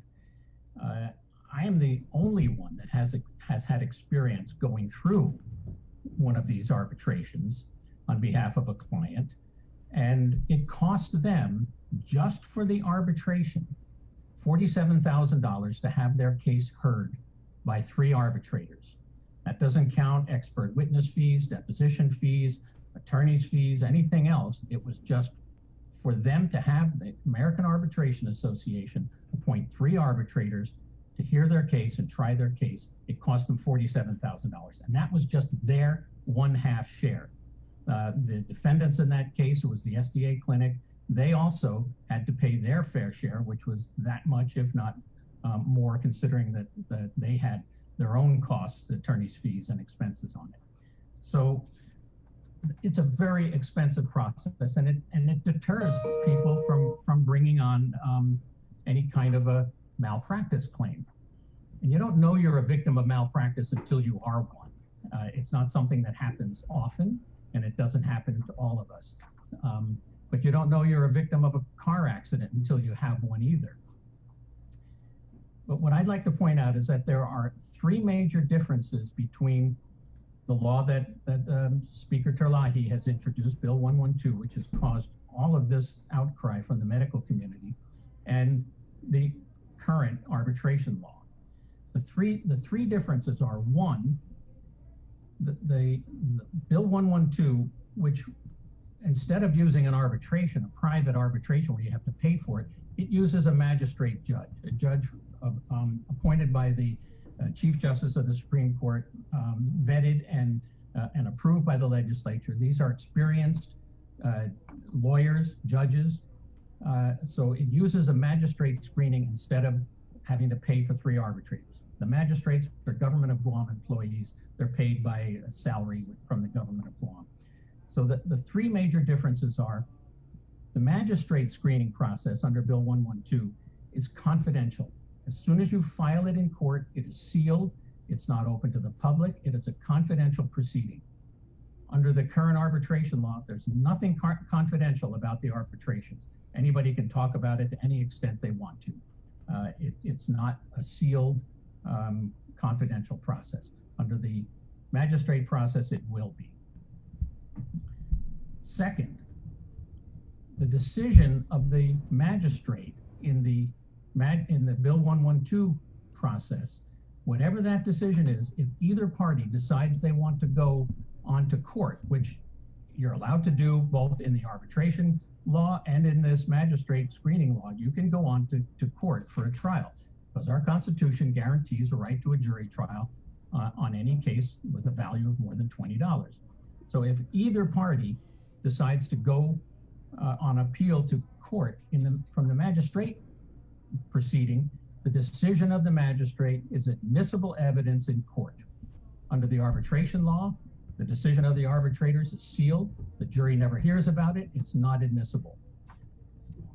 So those are two things that seem to me would make the medical community want to have this kind of change in the law. The third difference is that the thing that the magistrate process does is it removes the prohibitive cost of arbitration. The arbitration cost of, like the case I had, of $47,000, that doesn't happen anymore. So the only difference is that you don't have to pay so much to have your case heard. So that's what the medical community is upset about, is that it's not going to cost people an exorbitant amount of money to have their cases heard. That's what it's all about. And all of this acrimony and anger and misinformation that's being floated around is not only unfortunate, it's disastrous, because this law needs to be changed. There are so many people that if they've ever been a victim of malpractice, they just can't do it because they can't afford $47,000 or even $10,000, $20,000, $30,000. Who can put up that kind of money to have a case heard? So those are the three major differences. Robert, what do you make, though? Because when you just kind of look at the writing on the wall, I mean, it's some big writing. You have the governor, you've got pretty much every medical professional opposing this bill. I haven't seen a single white coat come out and say, yeah, this needs to change. Patients need to have access. And I understand that, some people talk about greedy lawyers, some people talk about greedy doctors. But when you have, again, like I said, just the amount of opposition to this bill, at what point do you kind of think, well, is there something here? Because they can't all be, greedy doctors, or is that what it is that it's being orchestrated, this huge pushback? This isn't a question about greedy doctors, greedy lawyers. It's a question about access to justice. I suppose there probably are some doctors who would say, yes, this needs to be corrected.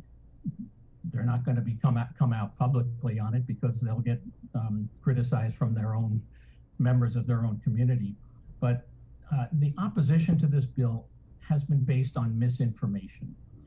For example, the doctors say, we're going to have to stop providing specialized care, because if we don't have a specialist on Guam, and we as, let's say, a family practitioner is going to be called upon to do some kind of a specialized treatment, that they won't do it anymore for fear of being sued. Well, if they're doing it right now, what's the difference of doing it in the future under this law? The standard of care remains the same. The standard of care in the old law and in the current law and the Bill 112 states, the prevailing standard of duty, practice, or care by a reasonable physician in the same field practicing medicine in the community at the time of the alleged malpractice. So the standard of care is the same, and informed consent is the same. So if a physician has a patient who needs specialized treatment, and the physician says, I'm not the best person to do this, you need to go off island to have this done, and that person says, I can't afford to go off island, and my insurance company won't pay for me to go off island, and the doctor says, okay, well, I can do it because I've done these before, and do you agree for me to do it? That's called informed consent. And if the patient agrees to it, then there's no liability that would attach to that, because they've been informed of the risks. So that's just, it's a non-issue that the medical community has raised about specialized care. And doctors are saying they're going to close up their practices and leave. Are they really going to close a lucrative practice because people can now access justice, can access the courts, can access a screening process without having to pay $47,000 to have their case heard? I mean, it doesn't make any sense. Can you kind of clarify? Expert medical witnesses will be hired by each party, and their testimony presented to arbitrators, mediators, or magistrates, just as is done in the current arbitration process. on any malpractice case, both parties, both sides would hire medical experts to give their opinions. Before any person can bring a claim for medical malpractice, they need to have an opinion from an expert that says that the treatment that was provided to them was below the standard of care and that they suffered injury as a result of that below the standard of care treatment. That's one of the criticisms that I have of even having Chief Justice Carbolito come out and weigh in on this, which I thought was incredibly inappropriate for the Chief Justice of our court system to weigh in on a policy-making issue such as this now at this time and saying our magistrate justices aren't trained to be able to handle these kinds of cases. No judge has been trained. No judge. There's only one judge that has handled a medical malpractice case in the last 30 years, and I brought that case to trial and went to a jury trial. Because of this arbitration process, there have been none have been filed in the Superior Court in the last 30 years.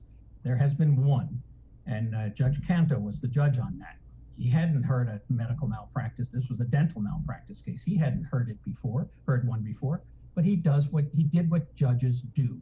They study, they read cases, they listen to the experts, they listen to the arguments of the parties, and they make informed decisions. What if a case came in front of the court involving nanotechnology or something? Do any of our judges know anything about that? No, of course not. I don't either. I'm not even sure I know what the term means. But if I had a case like that, if I were a judge and I had a case like that came in front of me, I'd study it. I'd learn it. I'd read the case decisions on other cases that have been decided. I'd read literature on it. It's what the parties do and what experts do. They educate the court on the issue, and the court will make the decision based upon what he or she deems to be a fair outcome. Yeah, I thought that was interesting, Robert, because in the public hearing, it was the daughter of a judge, I believe, who was raising all these concerns about how judges are so unqualified to hear. But you're right. I mean, judges decide on things that they're not trained in. I mean, every single day. Today, a judge will probably weigh in on a case where he doesn't have any formal training on what could be the subject matter. But just going back to the arbitration, so if this bill were to become law and you were my doctor and I was the patient and we agreed to go to arbitration and I had $47,000 to pay, that still holds. But if I didn't, would I then go before the magistrate judge and just present everything and let them make a determination? Can you kind of maybe clarify that part of it? Sure. Once a case is filed, I mean, right now you can't even file a case in court. You have to go to arbitration first. If you do file a case in court, it gets stayed under the statute. They'll stop it. They'll stay it until you do arbitration. But under Bill 112, if you file a case, it immediately gets sealed, it becomes confidential, nobody can access it, and you go in front of a magistrate judge in a closed proceeding, and depending on how the parties present their cases, they're going to have to go before and have a hearing in front of the magistrate judge, and the magistrate judge will decide, is there merit to the case or is it a frivolous case? Frivolous cases, frankly, don't get filed. I mean, if a lawyer is taking a case on a contingent fee, which means you're going to take a percentage out of the recovery, why would a lawyer take a frivolous case? You're not going to spend your time so that you ultimately will lose. That's a fool's errand. But anyway, under the magistrate process, the magistrate judge will listen to the evidence, listen to the experts, and make a decision based on, one, is there merit to the claim, and two, if so, was there injury, and three, if there was injury, what's the value of the injury? And he or she will issue a decision. And the parties then will either accept that decision, and if it's in favor of the plaintiff, let's say they award them $100,000. If the defendant says, okay, I'll pay you the $100,000, that's the end of the case. If they award the plaintiff $100,000 and he says that's not enough, my case is worth $500,000, and he decides he wants to go to trial, he has the right to do that and go and have a jury trial. But the decision of the magistrate saying the case is only worth $100,000 becomes admissible evidence. either way. So that's the process under this law. It's a very simple. It hasn't changed much at all, other than it's not going to be so expensive to go to arbitration. And I'm sure that's what the doctors are afraid of, is that it's not going to cost people $47,000 or more to file a medical malpractice claim. They've been protected in that regard for the last 30 years. I was just looking at the court calendar for today, and I noticed that you have a case this morning representing Mr. Lubovsky and Christine Simbahan. Yes. Can you tell us? It's scheduled for a status conference or a pretrial conference at 10 o'clock today. Is this a medical malpractice case? It is. Okay. Can you tell us a little bit about the case? Yeah, I don't really want to talk about my client's cases, but it is a government claim against the Guam Memorial Hospital, and it's not covered by this arbitration statute. It has nothing to do with the Bill 112 or the current arbitration law. It's a government claim. Okay.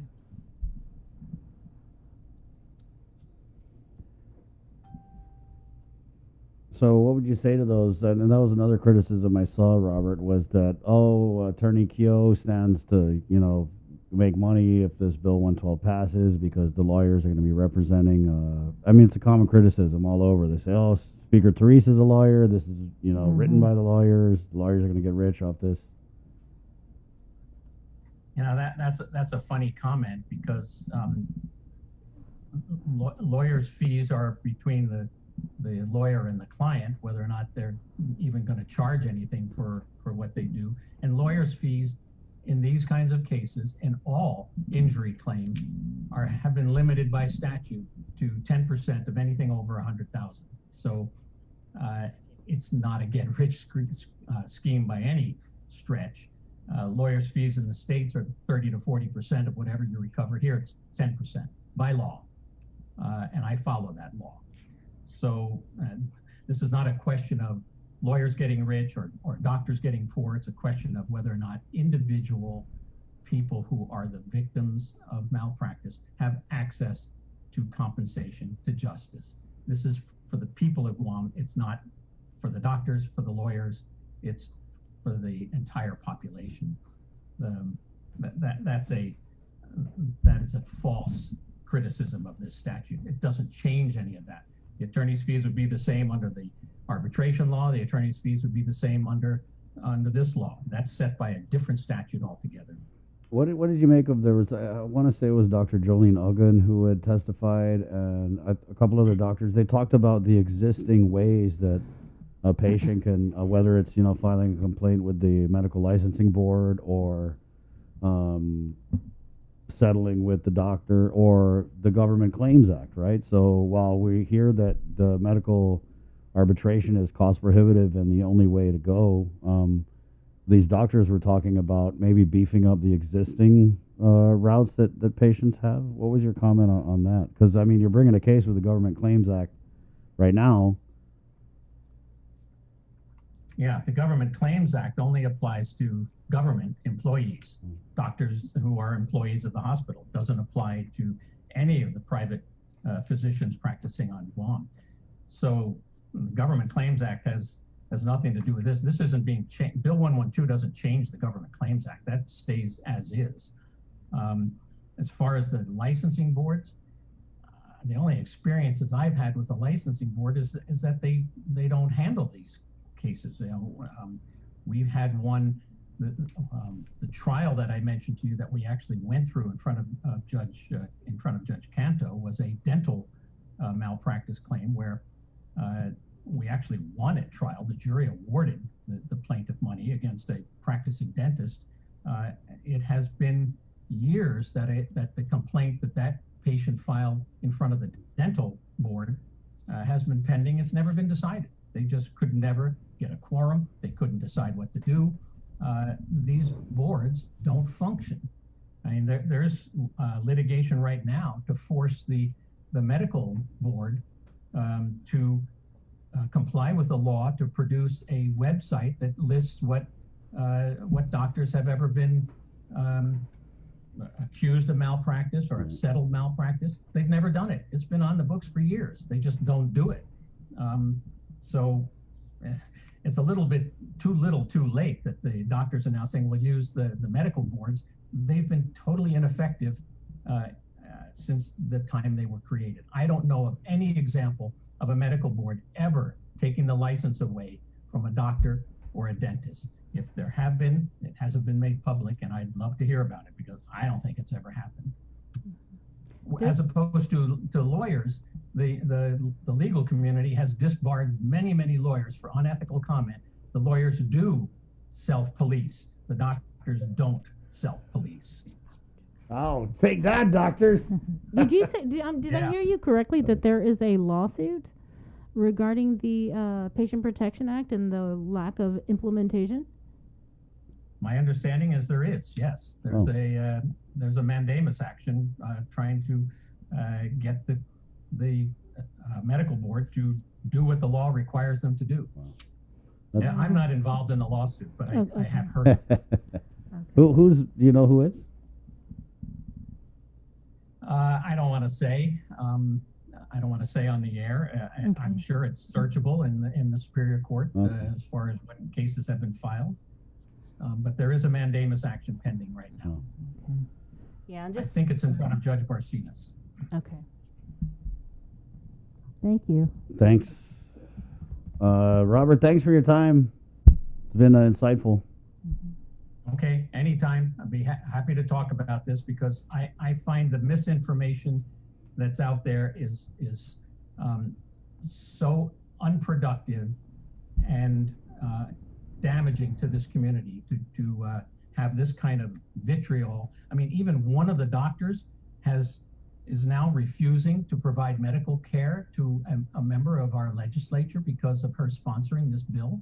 I mean, come on, where does that come from? You're supposed to do no harm, and then you stop providing care to somebody who needs care because of a political position they've taken? It makes no sense. Thank you, Robert. Thank you. Okay. We'll see you. Anytime. Have a good day. Okay. 9:24. Wow, that was interesting. Yeah, it was.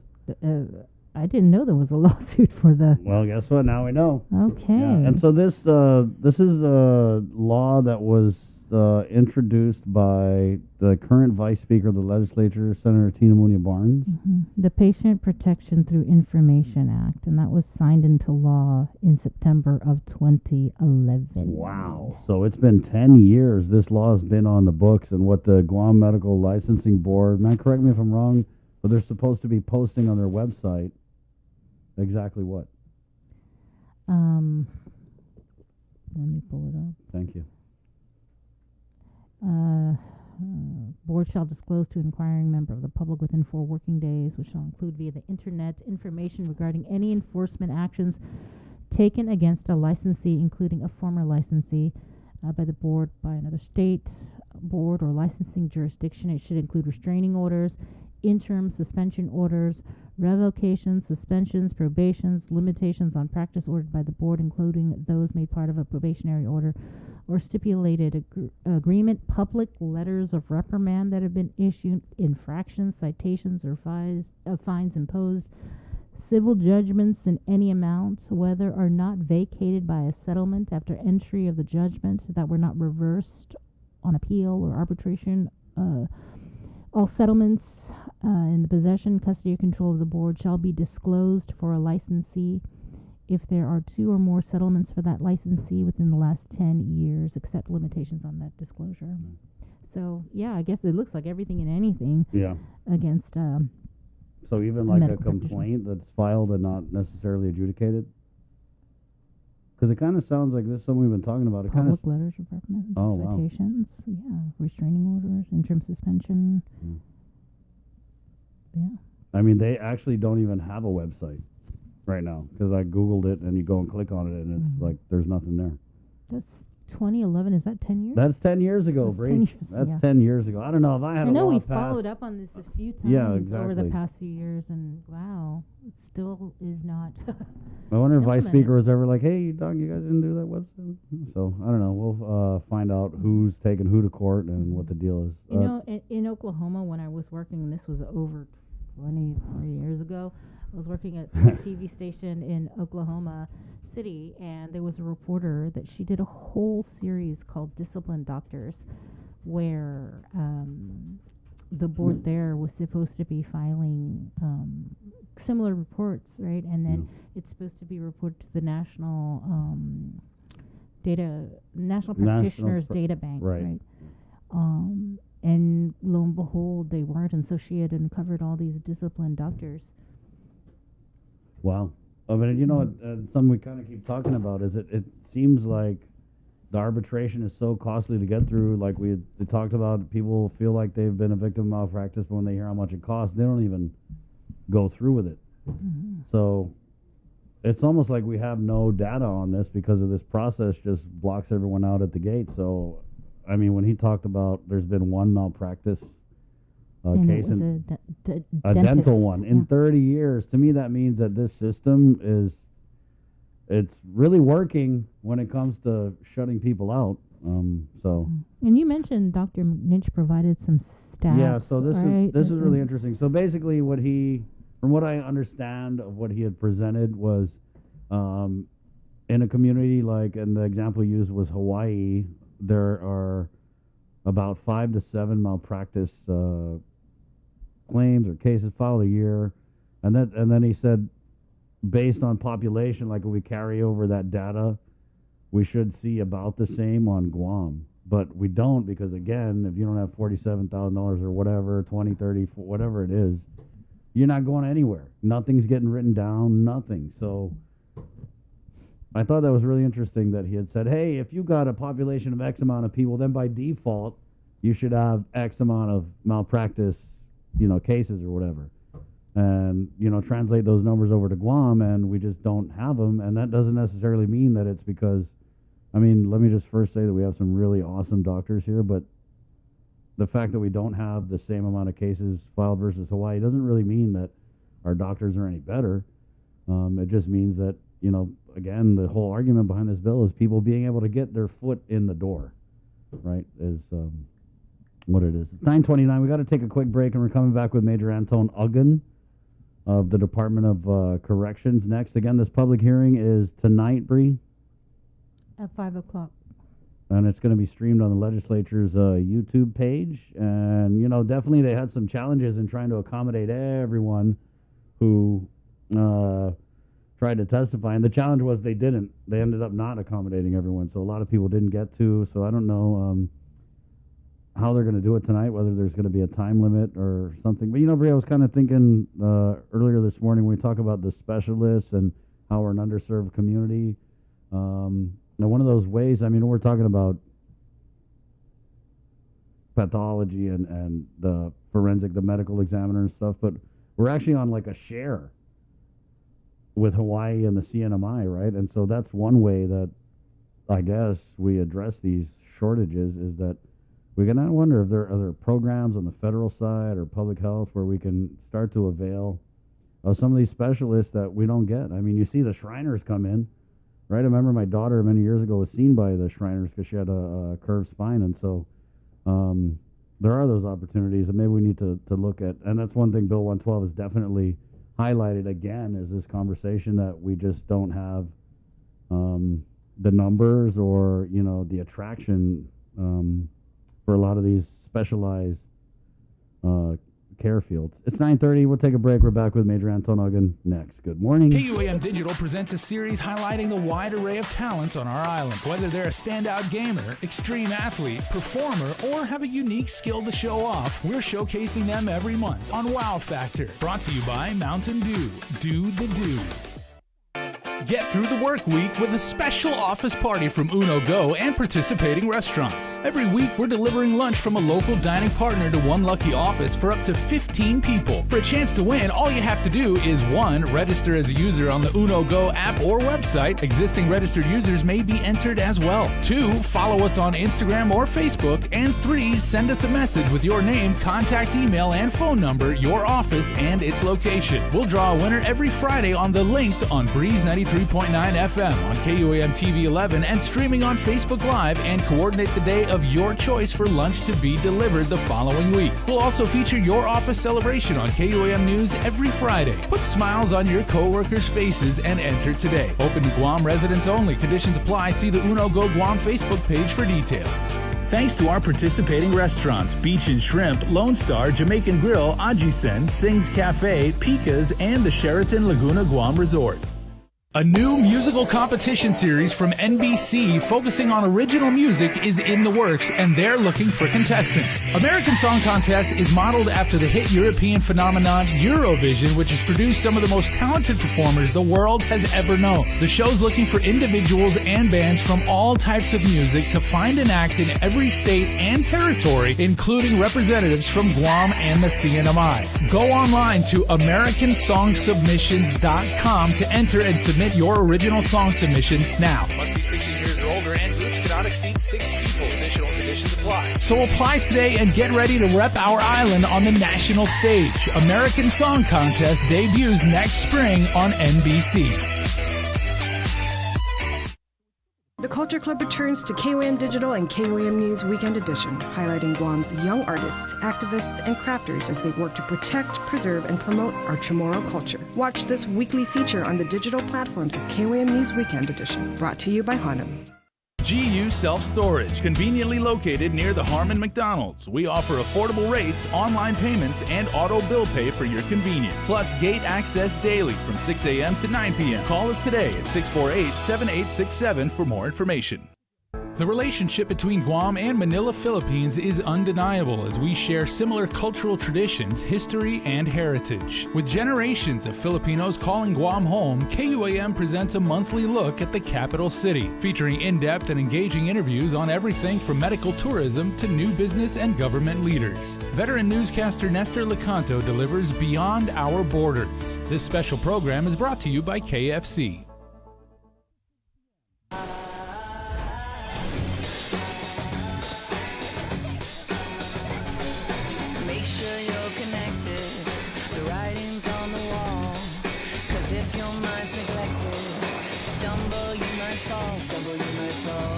Connection is a human necessity, one we need today more than ever. And with the new First Hawaiian Bank mobile app, you can stay just as connected to your finances. And it all starts with yes. Do you feel like you're missing out on something? Make life more rewarding with Pacific Points. Earn and redeem points for bill rebates and free load at IT&E, discounts on fuel at Shell, vouchers at Foodies, and United Mileage Plus miles. You can even pay with Pacific Points at IT&E, Shell, and Foodies. Pacific Points. Do more, get more. Uno Mixed. We're mixing it up on the last Thursday of every month with a look at lifestyle, entertainment, food, and so much more on the stations, networks, and digital platforms of KUAM Communications. Uno Mixed is presented to you by Docomo Pacific, Better Together, and Pepsi.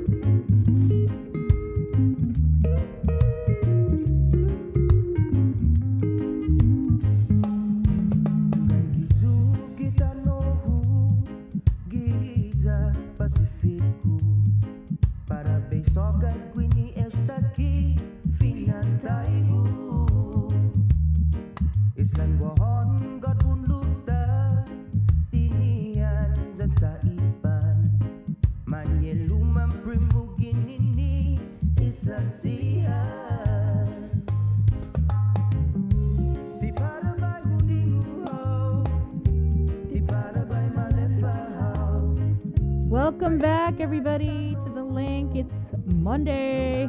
Monday. Good morning. That's what you get for Sabrina on a Monday, right?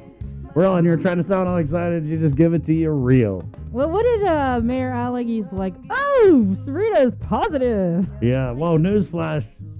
I'm always positive. Positively not like a Monday. Not even. Sometimes Tuesdays. Yep. Sometimes Wednesdays, to be honest with you. Well, what I do like is I always like talking to Major Anton Uggan from the Department of Corrections. Oh, aren't you the lucky one, Major? It's always Because if good. Bree doesn't like talking to you, boy, good luck making it through the interview. Stop it.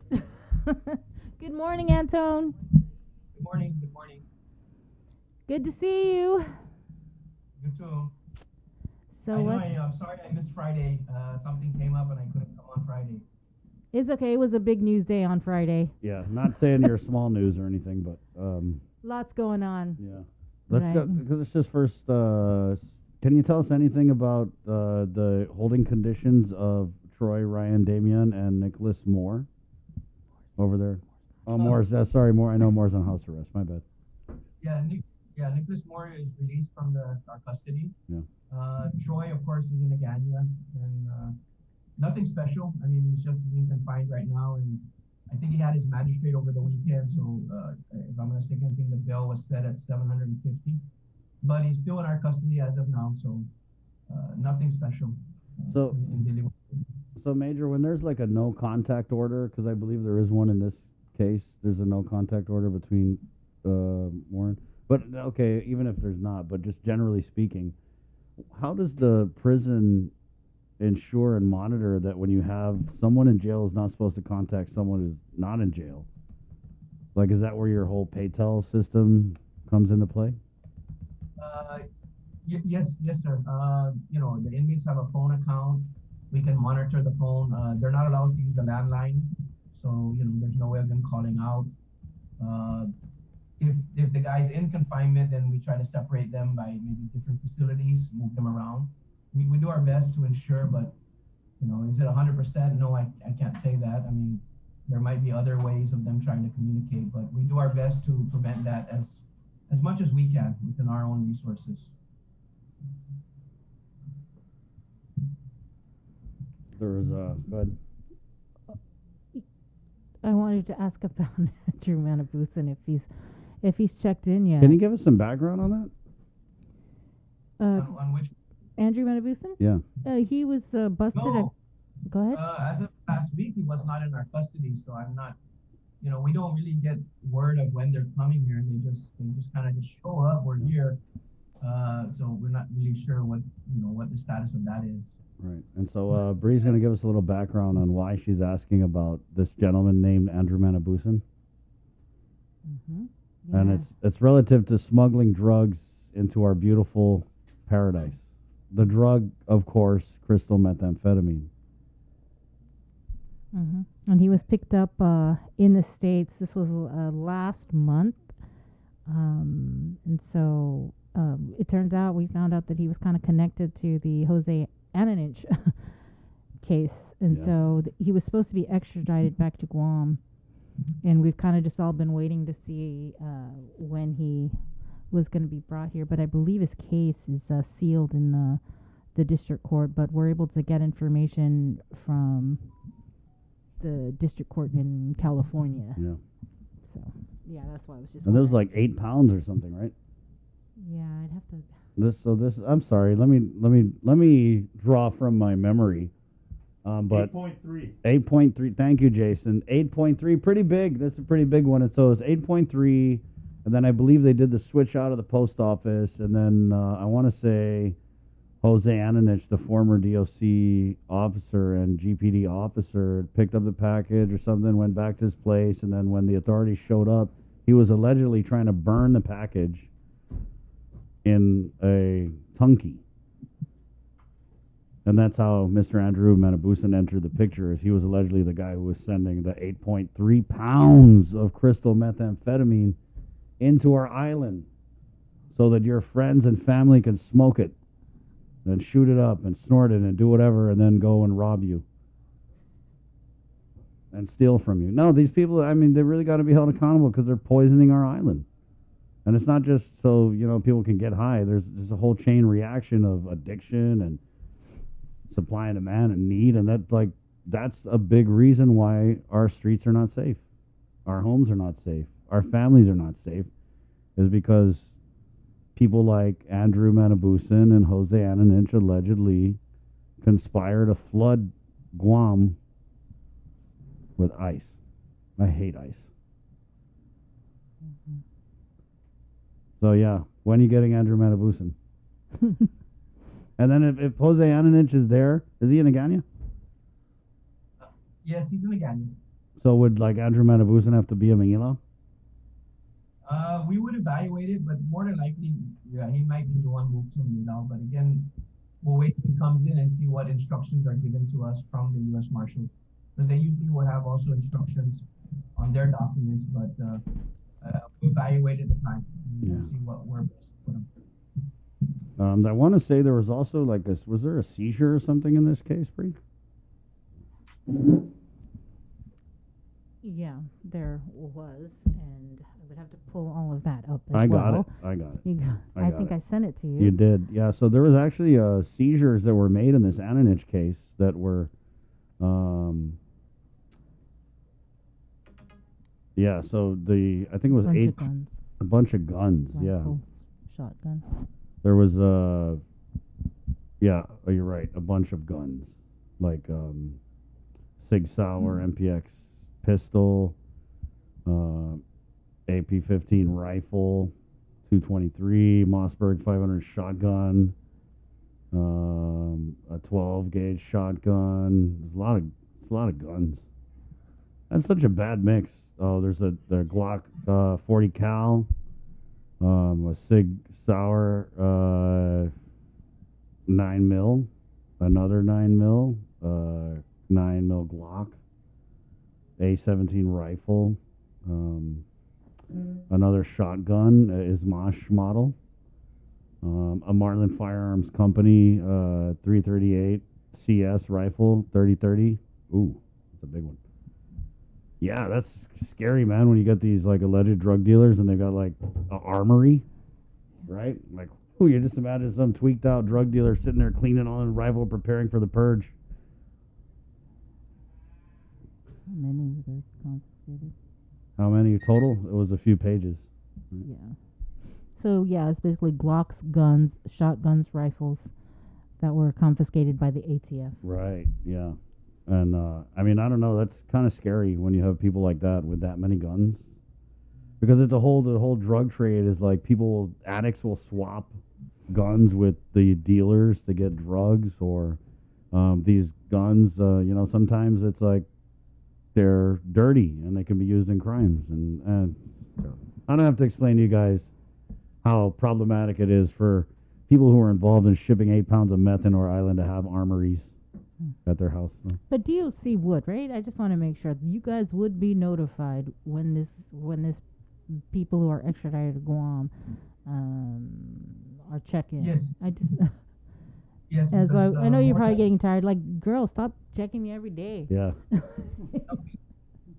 Normally, once they get here on island, they call us and we go up to the airport and we pick them up from the airport.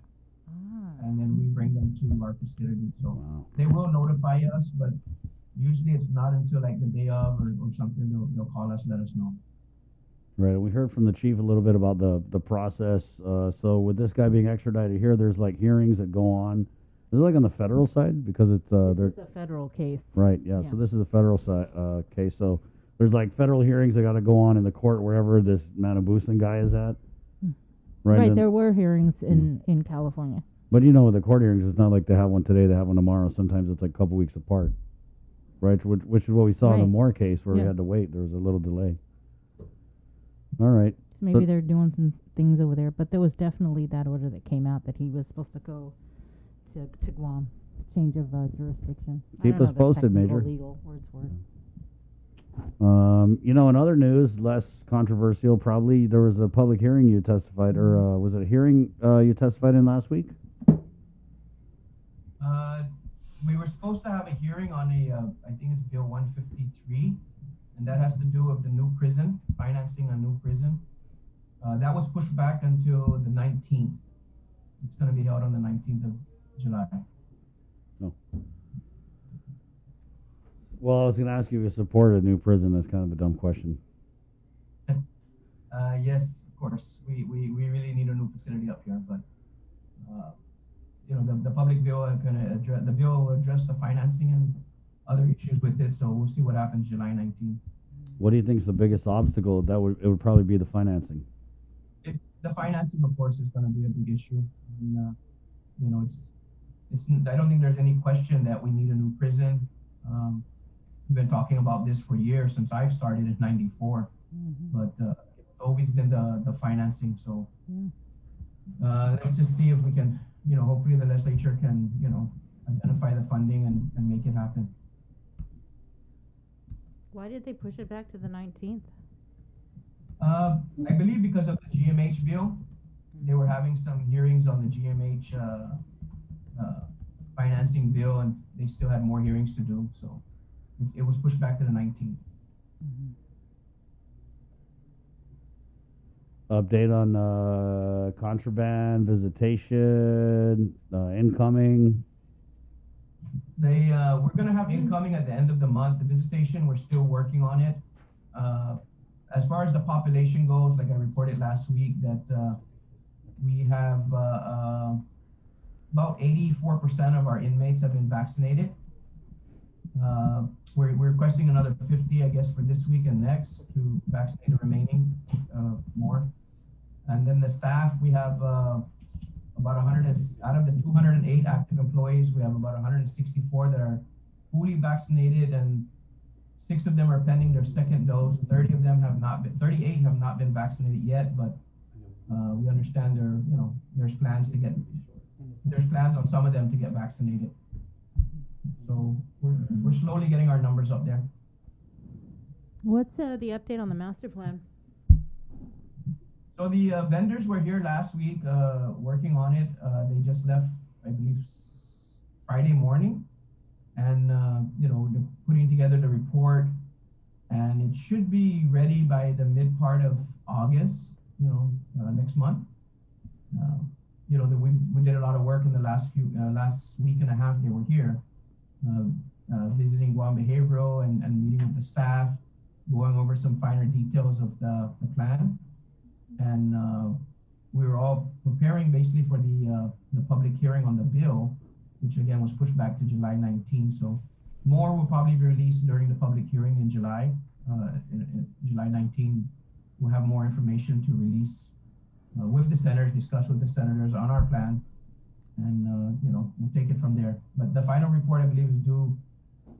Actually, the grant doesn't expire until December, but we kind of fast-tracked everything to get it done as soon as possible. So we're hoping to have it done by August. The grant doesn't actually expire until December of this year, but we're trying to get everything done so we can try to move to the next phase.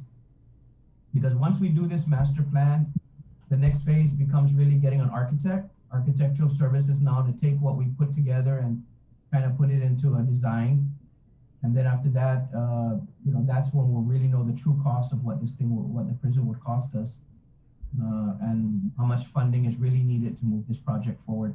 The way we've done the project, Chris and Sabrina, is it's not a one-time build all prison. I mean, we did it for, I think it takes us out 80 years as far as identifying the buildings that need to go up in a certain phase 1, 2, 3, 4, and 5. So, that again will be more released right around the time for the public hearing. Okay. Major, you're also hiring still, right? Yes, sir. We still have the job announcement for Correctional Officer 1. It's still on the website, the DOA website. And they're still trying to push some GD1s through to recruit a few more. I don't have the exact numbers though, but we did hire over 60 people, and we lost I think more than 30. Different reasons. Just in the last 2 weeks, we lost another 3 more, I believe. One's going military, some went to the Navy security, Navy police, and it's just a challenge. It's a constant challenge trying to, keep our employees. They got to do what they got to do for their family. Right. Did you lose any to the new batch of security for the Marine base? I think they had trained like 5 people or something. Yes, we did. This. I think he graduated from that thing. Maybe last week there was a picture on Facebook where he completed his training on the Navy security. Yeah. So I think overall, we've lost about 6 or 7 employees to Navy security and Navy police. You should have a no contact order between any officers who go to work for the military and the current officers, because they're like, Lana Parrish, come over, Lana, plenty benefits. Lana, they paid overtime on the day of. I wish we could restrict them, but they got to do what's right for them and their family. Right. This is not the place for them.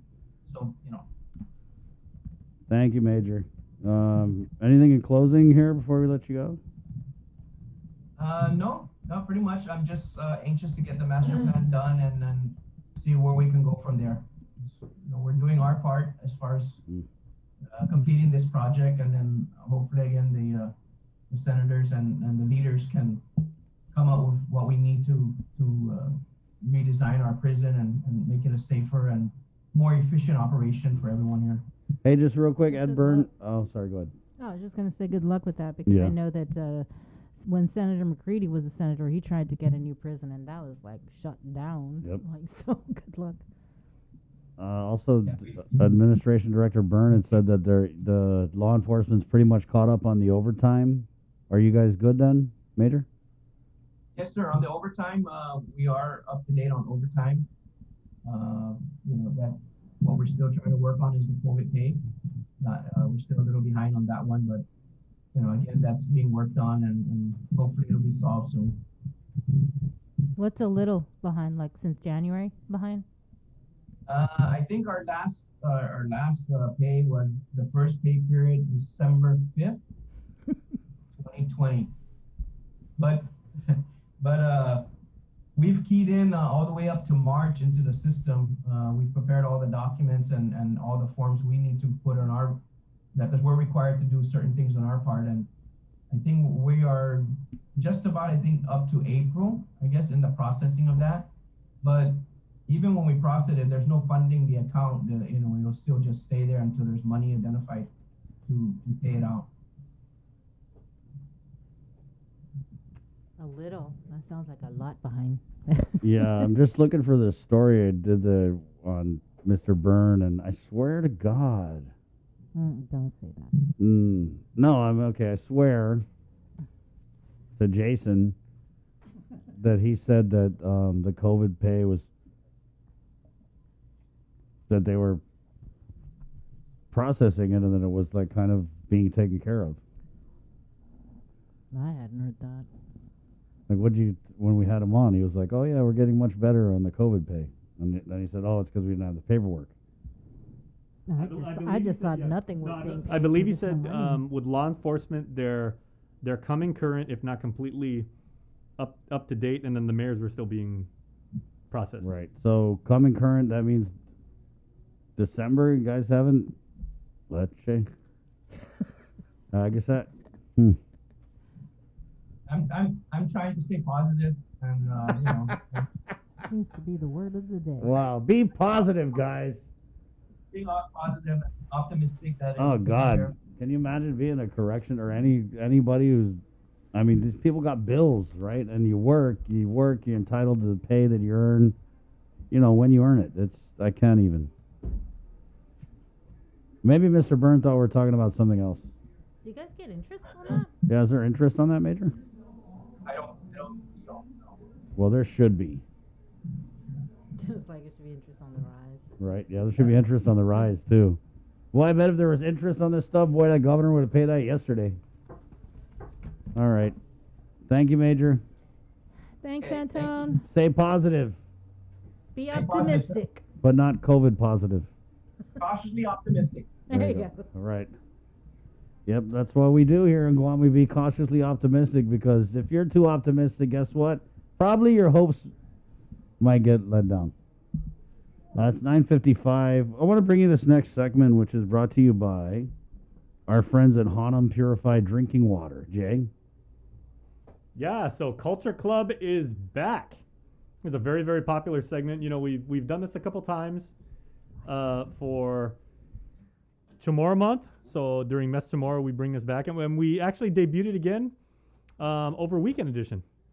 And we're actually bringing back one of our most popular interviews. Then Brian Terlahi, he's not only the founder of Gumaratso Atulati, he's also inspired a lot of people with his fitness. And if you guys see him right now, I mean, he's in incredible shape. He shared his story with us, and Brian was the first person that we featured on Culture Club. Culture Club, brought to you by Hanam.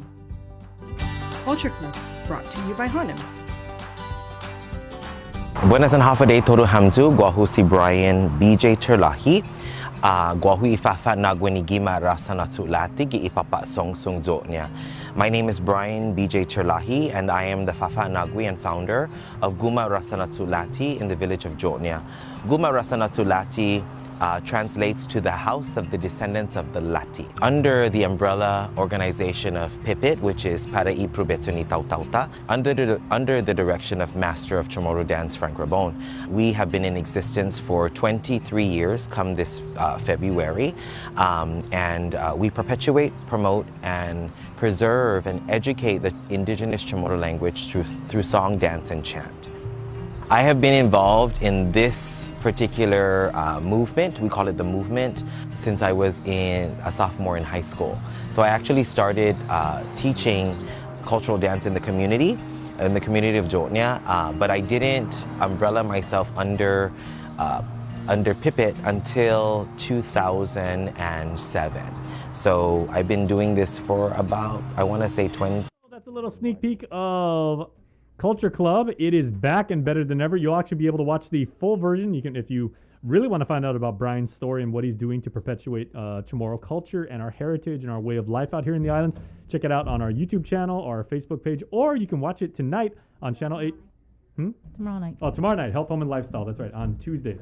Thank you so much. Our next segment is brought to you by Burger King. Chicken Fries Friday is back at BK. I love BK chicken fries. So on Fridays, you go to Burger King, you order you a chicken fries, and you say, I love BK chicken fries, and they're going to give you another one just like that. Good morning. It's 9:58. It's Cover Me, brought to you by Burger King at Docomo Pacific. Take 5.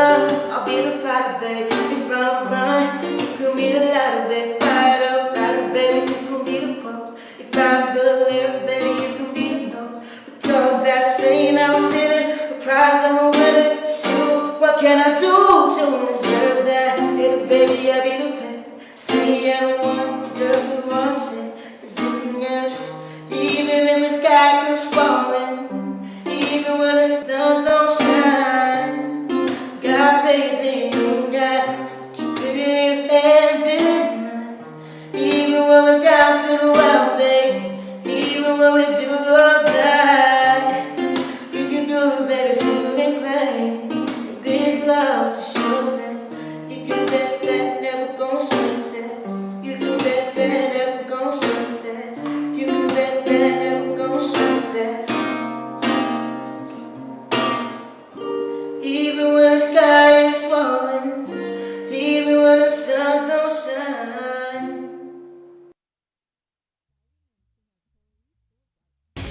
Ganun sa napatid